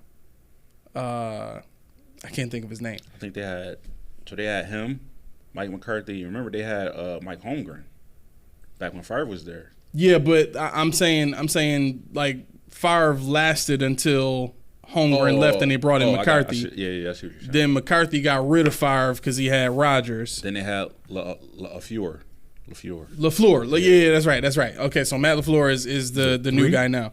Okay, so that's so yeah. Was he so there last year? Huh? LaFleur was last year, or this is first? No, LaFleur's been there for 4 years. I think so. I think this will be. No, this might be his 5th year going into. Few comments here. Rich writes, oh gosh, Rich, you're killing me, man. He says, but Josh is known as a running quarterback. He couldn't escape knowing Deion was getting smashed. That's nonsense. Okay, if you go and look at that play, as a defense, if I'm Steve Spagnuolo, I know at any given time, Josh Allen is not looking at what the play call is supposed to dictate. He's looking at getting it all, taking it all. That's just how Josh thinks. He's going touchdown over first down, right? So part of the reason that Diggs comes open the way he does is because their linebacker is playing man, or man spy rather. He's spying the quarterback. So that's why Diggs comes open as much as he does, because there's another linebacker like 2 or 3 yards over the top waiting to close in if Diggs does get the ball. But Spags knew Josh well enough to know they got to cover that touchdown over anything. So what does he do? He takes his best pass rusher, puts it on Josh's blind side, and tells his pass rusher, just bull rush him right into Josh. And I think the mindset at that point for Spags was just force him out of the pocket. If you force him out of the pocket, you force him to one side of the field. That makes everything so much easier for us because we only got to cover half the field, right? So to me, that's the perfect defensive play call if I'm playing against Josh Allen at that point, right? I mean, yeah, you're right. I think – I'm sorry. I was looking at something on the screen, but Rich said – did he say something about stepping up in the pocket? Well, he's saying he said that how come he didn't see that and run out and scramble. Right. See, I wouldn't have scrambled because, like you said, it was a spy, but there was room for him to step up in the pocket if you'd have felt it. Yeah, that's true too. That's the thing, and that's the image that people keep sending me. Like, I'm like, yo, I saw it. I was there. I witnessed it. And I think the same thing, and I've always preached, pocket awareness. But to your point, you're right. There's more than just Diggs running wide. Cause Diggs is Diggs. Think about it. If he's wide open, it's for a reason. Right. Exactly. It's bait. Yeah. Right. Yeah. Exactly. Yeah. So I, you got to watch the tape, brother. You got to watch the tape. Rich also wrote in the owner. So this is about our more recent segment or conversation, rather. He said the owner. This is rare. We need to mark this. He wrote this in at 7:34 p.m. All right, I'm reading this at 7:40. He said the owner probably doesn't care. LOL. He knows the Bills fans are hot and will fill up the seats. Very similar to the Sabres 06 run with Daniel Briere and others. Yeah. It's hard for me to think you really love McDermott, bro, if you think the owner doesn't care. I mean, facts are facts. And the thing is, Josh is he's not a scapegoat, but Josh is being used in a fashion like Briere and Drury were. You get the fans a player to attach to, and you forget everything else. Most people. Yeah. You forget everything else. We got, because, case in point, we got Josh. Everything is possible through Josh. No, it's not. Because if you put Cleveland Browns, I'll just say, around Josh Allen ain't Josh Allen. This is not possible. And I'm not saying the actual team of Cleveland Browns, but you know where I'm going with this. But you can't rely on one player. It's not right to Josh. So not in football, because what I think people got the mentality of is let's switch to basketball for a minute. Let's talk about the GOATs, Jordan, Kobe, LeBron. Mm-hmm. They're thinking that I got this dude on my team. Mm-hmm. How can I not win a championship? Right. He's one of the best players in the league. So I think a lot of people are looking at that, comparing that with Josh and Mahomes. Right. Like, call one Kobe, call one LeBron. I have this guy. Mm-hmm. How do I not get a championship? Right. And I think that's how people are looking at it. But basketball and football is two different sports. Football is the complete antithesis. Yeah. And I understand that point because in some capacity, they're not wrong. Yeah. We're saying that, to me, I really believe that he's the second best quarterback in the entire NFL. I can go with that. Right? Mm-hmm. Just like people, the newer generation, believes that LeBron James is the greatest thing since sliced bread. But right now. However, he is the GOAT. Bro. He is a GOAT. Right. So is Kobe. Right. So is Jordan. Right. To me, they're all in the same class. They was the probably best dominant players in their era. Yeah. Right. That's a great point. And I think that does. So one of the things that I've always thought is that because the Chiefs make it look so easy the way that they do it, that fools a lot of teams into thinking you just need a superstar quarterback. Exactly. That's not the case. No. Look at Justin Herbert. Is he not a superstar, talented level quarterback? Yeah. Yes. Has he had the coaching that could get him there? Hell no. Has he had the blocking to keep him upright? Huh? Has he had the blocking to keep him upright? No. Right. And so I think that's what we're looking at with Josh Allen. We're looking at a guy who had a great offensive coordinator that kind of offset the deficiencies of the head coach in terms of being able to make that team win with its offense. Right. But once that left, you were stuck with whatever you had left. And it's it sucks to say that, but that's where we are now. We have a superstar head coach. I'm sorry, a superstar quarterback that's handcuffed by his head coach. Could you imagine a Josh Allen with a CD Lamb? A Josh Allen with a because you're here, I said it. You know what though? The sad part is, can we really say that? Because we had Diggs and Allen in their primes. You know what I'm saying? My mindset is that if the head coach gets in the way to that degree, it don't matter who we get, Josh, at this point. But I mean, my point is this. My point is, look at the weapons Dak has. The weapons he's always had, and you compare them to the Bills' weapons. It doesn't. Diggs made us look better. Josh made us look better, but that's why all the science say 17 plus 14 equals 6. Yeah, because 2 players. Yeah. Does Dallas have that issue? No. I mean, Green Bay they got the foundation for 4 wide receivers. They're what 24, 25 years old.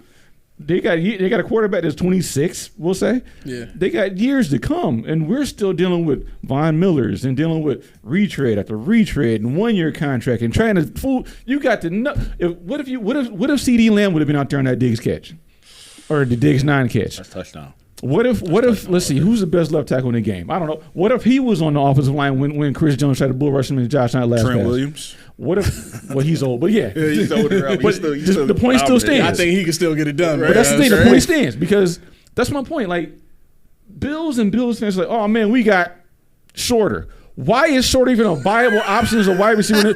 He is a practice squad level player. That's it. Practice squattable. Oh, right. Only until you English, are in the bro. Bills in the Bills mindset where this kind of stuff flies, where your GM can say, "We need a number 1." Did you just come off a Super Bowl? Because Kansas City can say that. Right. Yeah. I mean, but it can't be done unless you got a number 1, which is Travis Kelce, a pass catcher. Yeah. And that's what the Bills are going for. They're trying to get it, but they're not figuring out the rest of the thing. Yep. Kansas City had this stalwart defense. They got the best offensive line in the league. Mahomes had all day. Yep. Yeah. And I agree because if you run it back, look at all the past Super Bowl champions, they didn't just have that superstar quarterback. They had an addition. They either had a phenomenal coach, a phenomenal defense, or more players than just a superstar to get them there and actually win. Mm-hmm. Right? Like we kept saying best player on the team, Josh Allen, and then who else? I don't know. Right. Right? It's like, right? We don't have elite coaches. We don't have elite players other than Josh Allen. Like, let's see a team where we have those things, where we have an elite coaching staff, where we have more than one player than our quarterback, our superstars. Then let's see. You know what I'm saying? What did they keep saying? They kept saying, oh, the Bills, they're good. They got Josh Allen and an aging Steph Diggs. The hell? Wait, I'm going to say it. You ready? Fuck you mean. Yo! It's back. It is back, ladies and gentlemen. The segment of the year. It fit right there. Timestamp it. Don't care. Because think about it. Why is your number one wide receiver not being? Why is there nobody behind him? Why is there nobody to groom with him? Yeah. But he's your number one target, and he's at aging. He's close to falling off the cliff, is what they all said, right? And the Bills don't hear this. Yeah. The Bills are like, we good? We're good. Because the fans don't want to come. Josh going to kill himself trying to win because we got him that way. We got Josh thinking that he's gonna lead the team and the men, however, because they all have the oneness of a mindset. No. Yeah. You got to get – and some of those guys, guess what? Who said it? Marvin Harrison Sr. Give me the ball. Keyshon Johnson, give me the ball. Devontae Adams, give me the ball. And that's why when I look at this draft and I'm like, who won't say give me the ball? But at the same time, who won't win? Right. The only person I can think of unequivocally reading scouting reports, listen to it, is who? Brian Thomas Jr. The only person in this draft that I've heard of that won't say give me the rock. I can do this. You ain't heard him say nothing. You've heard Odunze say, I want to play with. You've heard Keon Coleman say, I want to play. You've heard everybody say, this is what I do. You ain't heard Thomas say, Jack. So that Bills love that. Yeah. Now, you need to hope that he pans out. Yeah. And comes to Buffalo. Now, I got to, oh, sorry, go ahead. I just wanted to address this comment real quick. Steve writes in, Green Bay and Pittsburgh win it every few years. The Bills have never, and you have never. He might be talking about me. Yes, I've never won a championship. After we win one, I'm good with whatever. I just can't watch losing like this with a QB like Josh. This is torture. I wholeheartedly agree that this is torture. And then let's see, Steve also wrote in, it used to be Josh and Diggs, now it's just Josh, a bunch of C-list stars, and McDermott, sad, and fans cheering for a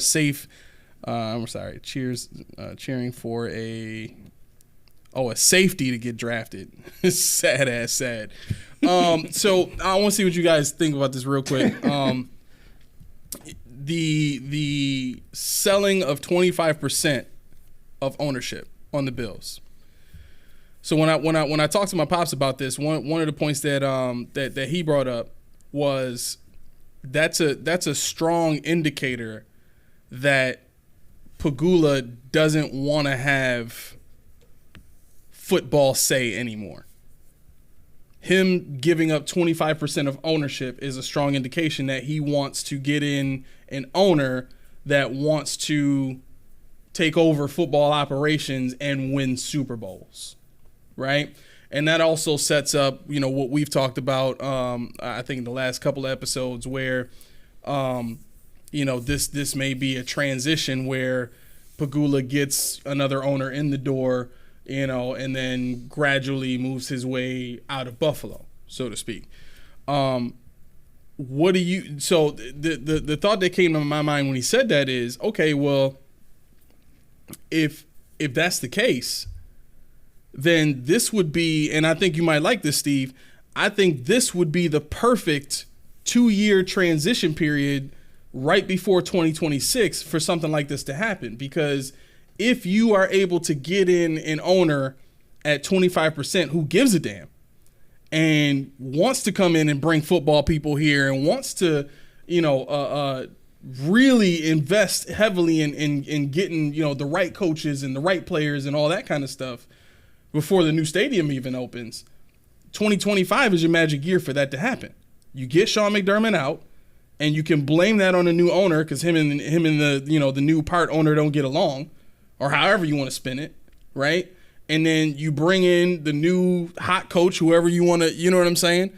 And now all of a sudden, you got a much better outlook on life because you got a new head coach, you got an owner who cares, or a part owner who cares, who's basically taking over the football operations because Pegula don't want that, and you got a crap ton of cap space is going to be opened up for you. Well, I mean, so the 25% though is for people who have not don't right. I was people who do not have a say when the football operations at all. That's what well, no. So that's controlling interest, right? So they would have a say in football operations. They wouldn't have a say in like whether or not the team is moving out of the city or something like that, right? Because this when I talk to my pops about it, like that's the caveat. 25% is the overhead cost in the new state. Yeah, for the owner, it is. It just means he doesn't have the cash on hand to pay for it. He still has to control 25 is just to raise cash a second. No, I don't think that's it. I don't think that's it. You've said this. Terry Pegula wasn't in it for football. He was in it for business. His wife was the one that ended up taking over football operations. Once she fell ill, I could understand the entire family saying, you know what? Family's more important. We don't give a damn about football. You know what I'm saying? Y'all can have that. We'll take the money we've made and like, look, let's bring somebody else in here, 25%. You can care about, you know, the inner workings, like the team development, I'll say. You know, that way we're not getting into operations of the team, because that could mean, you know, whether or not the team moves out of the city or whatever. We'll say team development, right? So we're talking about coaches, players, you know, that kind of stuff. I think a 25% owner could come in and do something with that. Thoughts? Like I said, I don't think Terry is looking for that. I think he's looking for people he don't want the person to have a say at all in the football. Like, here, you're just gonna own a stake of the Bills, but you have no say whatsoever. That's what I got from it, and I mean, you either way it could go. The article is read non-controlling minority stake, which the minority stake in 25. That's like when Magic owned whoever he owned it, you know, or whatever. But you really didn't have a say in Jordan. You know, he thought he had a say in after a while. Like, nah, fam, you don't own enough. Right. You're out of here. Right. But they said, you want to buy more, you can buy more and talk. If you don't, then you just make money off it. Because $25 million off of Bills, the Bills are a cheap franchise. You got to look at the not attrition, but the interest that they built and the yield that they've had. I mean, they quadrupled in worth in what, 8 years? Yeah, 10 years? They said right now $4.1 billion. Yeah, they're $4.1 billion. They bought it for what, 1.2 or something like that. Yeah. So if I'm looking at that as a businessman, I'm gonna put in my billion, my 900 something million. Be like, all right, cool. So when this goes up with the rest of the teams and it hits 10 billion, I just made 4 times my money without doing anything. Right. You know, I mean, I don't know. I'm not gonna sit here and say they're definitely not gonna, you know, offer more. But until I see it written what the actual terms are, I don't know, because if they do what you say they're doing, which is possible, this non-controlling interest, I don't know what non-controlling, that just means to me, you're a silent partner. And as you know, silent partners don't get to do nothing but make money. They don't get any say in advertising, they don't get any say in marketing, they don't get any say in any hires. They're just there. It goes down to the toilet paper. So we got to see what they do. I mean, like Mel said, I saw you when you said the non-controlling, you pulled your phone, I was like, I thought I heard non-controlling. But I'm not a businessman. Yeah. It could be anything, but that's what I took from it. I just took there just trying to get rid of that stadium money. Now this could be like the foundational part. Like, he might be starting with 25, because I kind of think that in a couple of years he's gonna like wash his hands and be done completely. Like, he's just trying to make as much money as possible. So he might. Right now it's 25. It might be all right. You can get an extra 25, or you know what? Hey, I'm ready to be out of here. You can have a team. Like, I'm done. You know what I'm saying? At some point, I think it's going to get to there. But right now, I don't know what the situation is right now with that 25%. Yeah, Jessie don't care about the team. She owns the team. She playing tennis. I mean, that's why it makes sense to me, because if he already doesn't care about the team right now, and he, let's be honest, he hasn't cared about the team since Kim fell ill. Yeah. Like, that's just what that's part of the least. Right. That's part of the reason why he hired a new CEO, and that dude ended up having an affair with somebody in the building, and then that fell apart. Yep. So you know, that all of that says I don't really want to have to be hands on with the team, and that's why it kind of seemed like, okay, well, if he's opening the door for someone to come in, I think what you said is exactly where it's going to go. Yep. I think he's opening the door for another guy to come in small right now. Yep. And then grow. Yeah, right. Yep. That way he can successfully transition out. But I mean, that would be a heavy lift too, though, because you got to think about it. He would have to buy him out by himself without bringing in other partners. So if the guy that buys the 25%, you know, if Pegula wants to sell his stake and the guy with 25% can't afford it, guess what? Another firm is going to come in and buy that 75%, or some variation of it. If you think about it like this, so in business, there's a such thing as attracting clients and creating clients, right? And so if Pegula is doing what I think he's doing, he's bringing somebody in at 25% and allowing him to make money that whole time, nothing but profit, right? So 2-3 years down the line, he should have enough money to put down on buying the Bills. Yeah. You know what I mean? And he's essentially created a client. You got to think about it, because 25%, he's got to be at least a billionaire already. Right. Well, this is the kick. This is what I'm thinking about, though.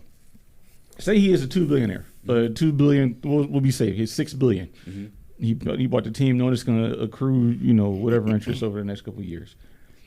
The price of the team grows up exponentially each year. It goes up with the price of the quarter. So that means his $6 billion that he has is not going to be enough to fund the other 75% that the team has now grown to, the $15 billion. We'll just say $15 billion or whatever the case may be. If he doesn't, Pegula can, say, oh yeah, you got 6, and I'll sell you another 60% of the team, or I'll sell you 60% of the team. We're still going to bring, because you just can't afford it yourself. Right. And that's the thing I'm worried about. Yeah. But as you said, the Bills are one of the cheapest teams in the league, right? Now. Now stadium, right, I don't know what's going to happen now. Well, I think it's going to be tough. Did you see that story? The one guy has suite season tickets. He's got a whole suite saved, right? All 8 seats in that suite he's got tickets for. And they bumped up, like, with the personal seat licenses and all that. The dude is going to have to pay $440,000 to keep those 8 seats.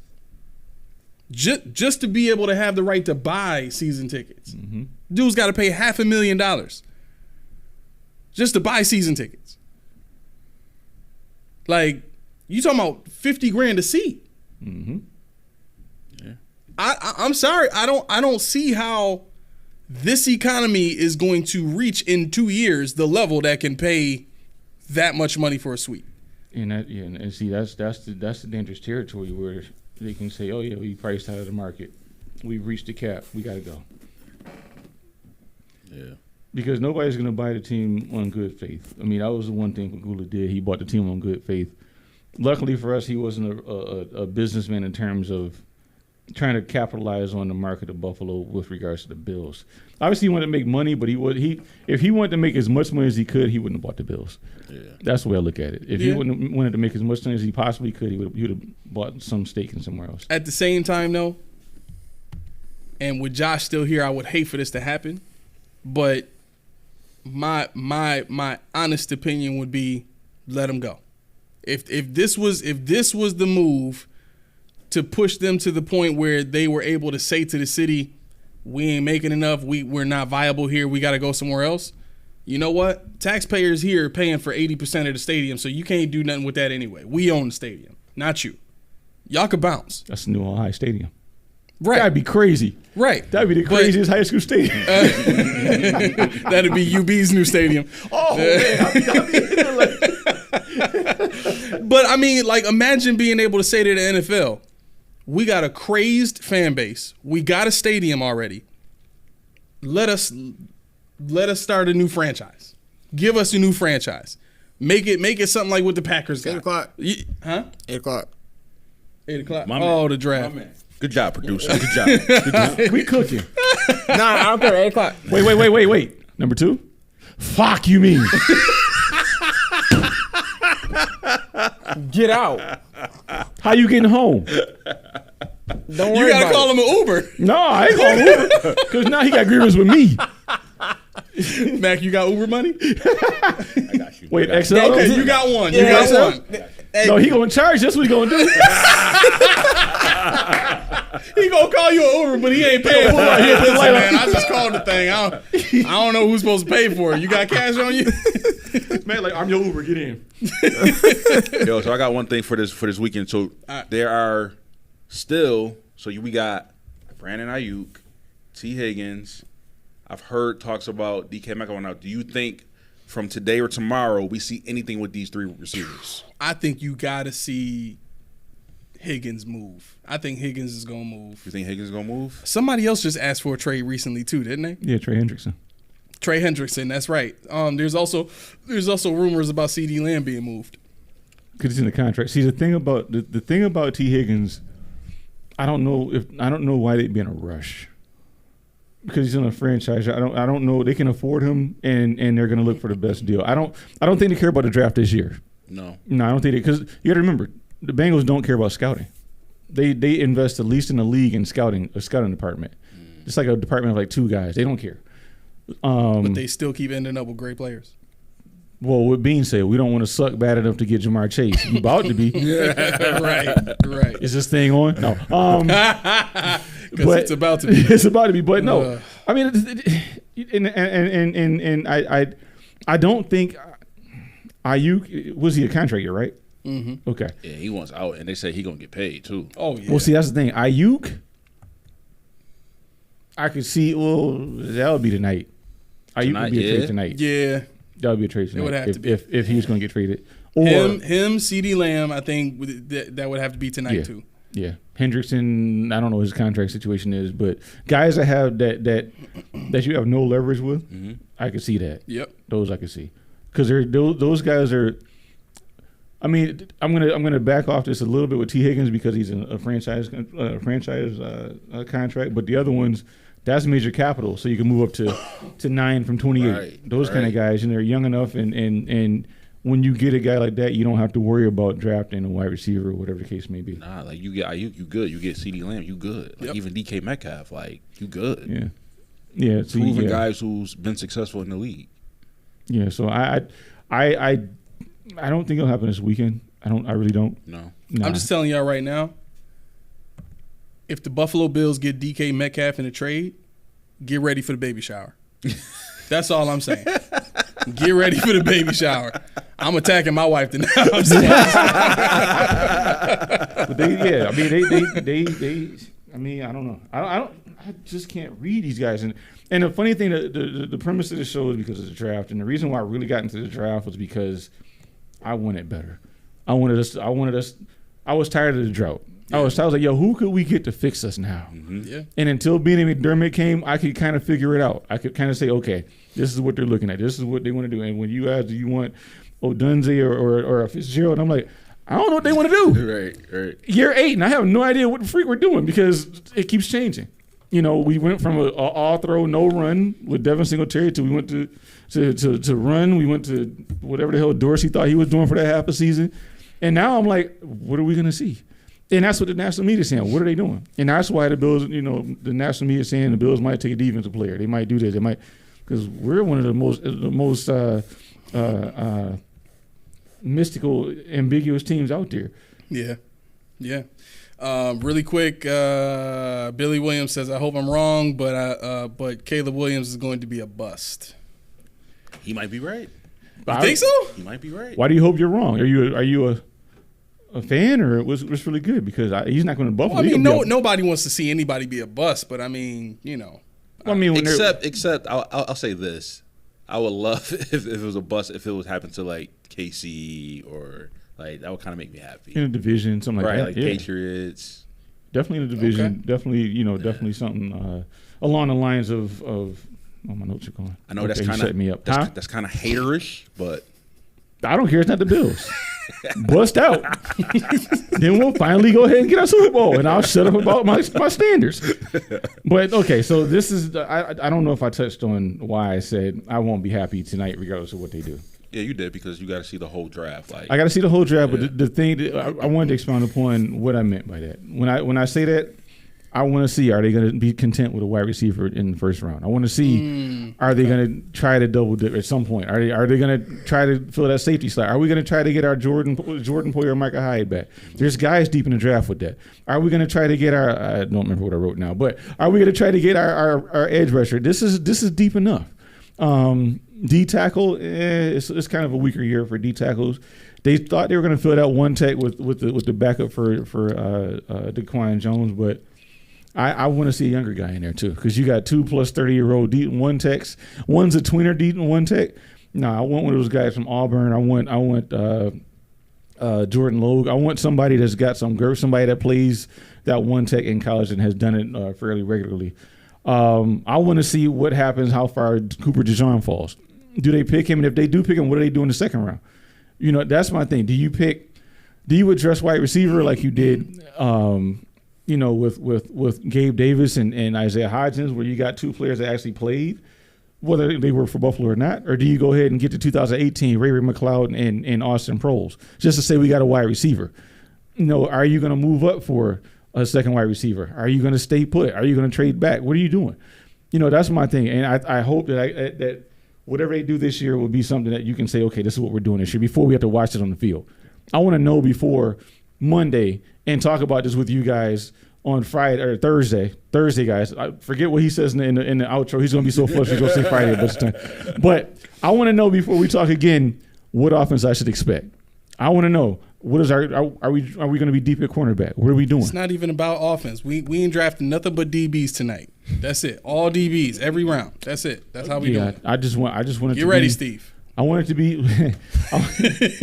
He gonna find you. He is gonna find me. He said, watch the Bills draft a bust after bust.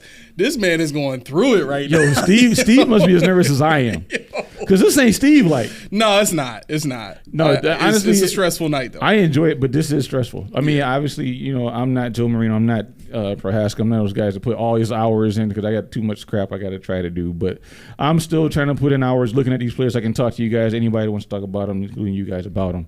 And doing all this research, and you tell me you're picking somebody that like has no business going where they're going, and you try to market it to me as if it's the right move. I'm tired of it. I'm so tired of it. Yeah. Christina said, LOL, somebody else got to have 4 like us. I'm trying. Listen, Caitlin might have something to say about that because she ain't having it right now. So you might be stuck. You might be stuck at the top of the mountain on that one. Stuck like Chuck. Unless T catch Keyshon slipping, I don't think y'all going to 4. Yeah, buddy. okay. All right. Yeah, buddy, that's what I thought. Yeah, buddy. He said that's what I thought. Yeah, buddy. Is that what you did, Christina? You slipped something in his drink? That's how you got him 4 times? Like, at some point, you got to be able to taste the stuff that's in your drink, man. You got to. It's a little bit sweeter than it usually is. The 2 and 2 there is a 10-year gap, bro. That's a decade gap, man. Wow. It is a 10-year gap. Right? It's crazy. Wow. So, I mean, after 10 years, you think you go, oh, man, after 5, I'm good. Yeah. It's a wrap. 6, yep. 7, 8, yep. No, man. And then 10, like, what? But then, yeah, see, the problem with that is the age of you. That's the problem. Because it's 10 years, but, you know, if you have a kid at, we'll say, 25 and you have another one at 35, yeah, cool. But I have mine at 32. If I have my second one at 42, damn, I will be inconsolable. Yes, I said it. And I will say it because Ken knows. At least you ain't shooting blanks. Hey, sure. He said right now, I want blanks. Pew, pew. But no, Ken knows. When you guys know, I didn't even want kids. But when Ken came, that's my ace. Now, he knows he's my ace. We talk about it all the time. Yeah. But to have another one, they won't be my ace. Kenyon said he want a sibling. He did. Right. Kenyon does not know how to Let's finance go, Kenyon. a sibling. Wait, he said it for real? He did, but he won't share anything. He doesn't want to. Oh, let me sidebar. You in trouble. No, sidebar. It's 809. I don't care. This is my show. No, I care. I care. Yeah. We knew this was coming, right? This is my show. Yeah. Right. Sidebar. We knew this was coming. We are getting the girls, as T would say. The girls. I'm waiting for my phone to light up and say, shut up. I don't care. We have a contraption in our living room now for guinea pigs. Now.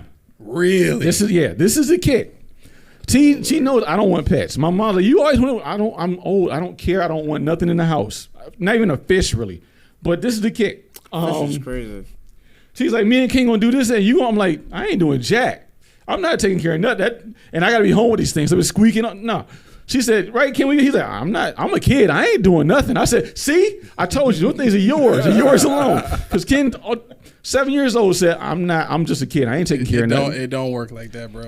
Unfortunately, I got 2 toy poodles, and I can tell you, Allie begged us for a dog for 3 years. Oh no, right. We got one. Right. And we ended up getting 2 because I thought I was gonna be breeding them. It turns out one of them, they balls wouldn't drop. So Why you laughing Or at my one. No, man, I'm sorry. dog? One That ain't of his man. balls wouldn't drop. One That of ain't his balls. funny. What if that was you? Wait. What if that's me? Wait, nah, wait. Come on, Mac. You can't put him in that situation. You can't, nah, Mac, bro, nah. I feel bad for the dog. You know what's funny about that? You know what's funny about that? It was me at birth. Now I look stupid. What am I hearing? Stricken from the record. Stricken from the That would be record. so worse. Damn, the whole time I'm like, should I say it? Should I not? Let's edit that out. I'm gonna say it. Can we edit that out? We're Oh, never mind. live. Oh yeah, we live. We're My bad. live. You sitting there, a single tear falls down. That was me at birth, Mac. In your face. Yes, in the face. But no, but yeah, no. Ken said, "Yo," he said, "Nah, I'm not touching him. I'm not feeding him. I don't really want to look at him." I said, "Wow, the kid, you know, normally they're all about What kind of person is he, man? Like, He different. Okay. You say that now. You say that. Well, he can do what he you were wants. saying you didn't want kids. Now you got a child. Well, I you love saying my you didn't mama. want pets. Now you got a pet. Well, That's all it takes. That's all it takes is a woman to come in the picture, man. I You start love- doing things you don't Well, usually do. we did have Roscoe, my beta fish. He lasted for a long time. Yeah. Roscoe was around for about 3 years. He was a solid dude. Mm-hmm. And then He was a solid dude. Then T got pregnant. He died. So then we got a fish for Ken. The thing was dead 3 days, gone. Mm-hmm. Ken didn't even know. He was like, Ken, where's your fish? He was I like, don't know. I mean, we've had terrible luck with fish, so I just think it's fish in general. It's just weird. I was just laughing. Ken didn't even know his fish was in the tank no more. He ain't care. wait. I'm rooting for Ken. Ken, if you watching, I got you, man. Yes. I got you. It's gonna happen. We putting in It's gonna as happen. many What's gonna happen? word seeds as we can. What's going to happen? He's going to want to take care of it? What Kenyon want? No. What Kenyon want is gonna happen. But that's the point.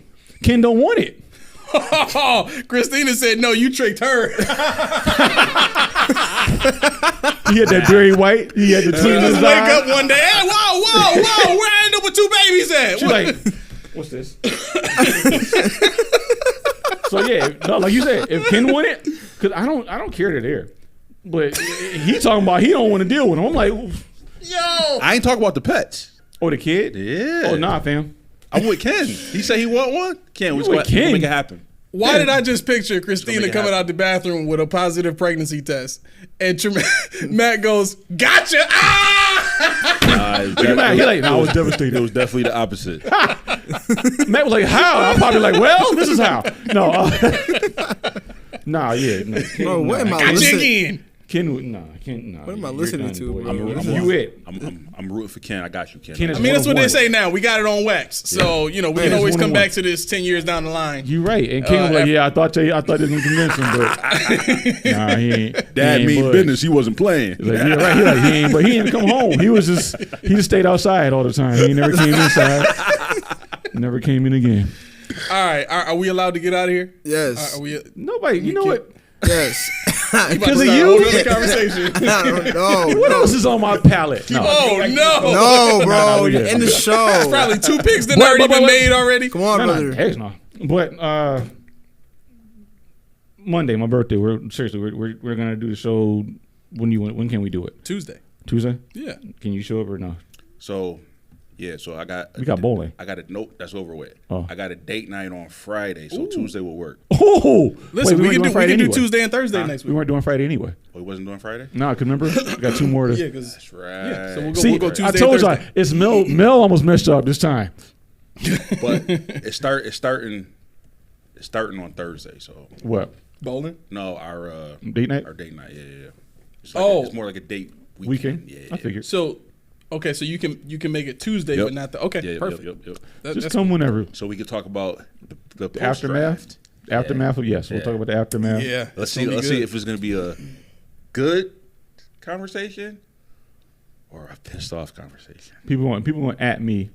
Dude, I got a couple followers on Twitter, and they're gonna at me now. You said you weren't gonna be happy. You'll, I didn't you'll- say I was gonna be mad. I just said I need to see the whole thing. Right. You'll know how the draft went if we open up the show and you see me just kind of normally opening up, and then the camera flashes over to Mel and he introduces himself, and then you flash over to where Keyshon usually sits, and there's like cut marks all in the Buffalo Bills pattern behind him. I'm hanging off it with the scissors. The lights are kind of broken and shattered all over the place, and the Buffalo Bills helmet is in pieces. You'll know how the draft went. And I don't own none of that, so that tells you I'm being business. I stand on business. None of this is my equipment except for this mic. I'm destroying the whole set. I stand on business, and I'm looking a little nuts. Oh my goodness! All right, let's get rocking here. And if you hear that music, that means it is time. Pull out your raffle tickets. Let's see if somebody's winning this bet tonight. I got 90 seconds to get us out of here, right? So, if you haven't done so already, please like, subscribe, hit that bell, make that thing, Ring-a-ling-a-ling, so that you can get notifications every time we put them out, along with notifications of new content, okay? With that being said, if you like basketball, playoffs are going on right now. My oldest son, Junior, our producer, has his own podcast, Basketball Truth and Knowledge. What? 7 subscribers. 7 subscribers he's up to already, all right? So make that one start to ring-a-ling, too. hurry up. AJ Brown just signed a 3-year, $96 million extension. Wow, that definitely got me about another 30 seconds. So, outside looking in, I'm sorry, you lost this one because of Keyshon. No, I'm kidding. Thank you everybody for tuning in. Steve, we hope tonight works out for you, brother, because it sounds like you really struggling over tonight. But anyway, we love y'all. Thank y'all for tuning in. This has been the Post Podium Podcast, home of the all truth, no sodium takes. I've been your co-host, Aramis. Melly, Matt. DJ Mac in the house. And this is Key. Happy draft day, y'all. All right, later.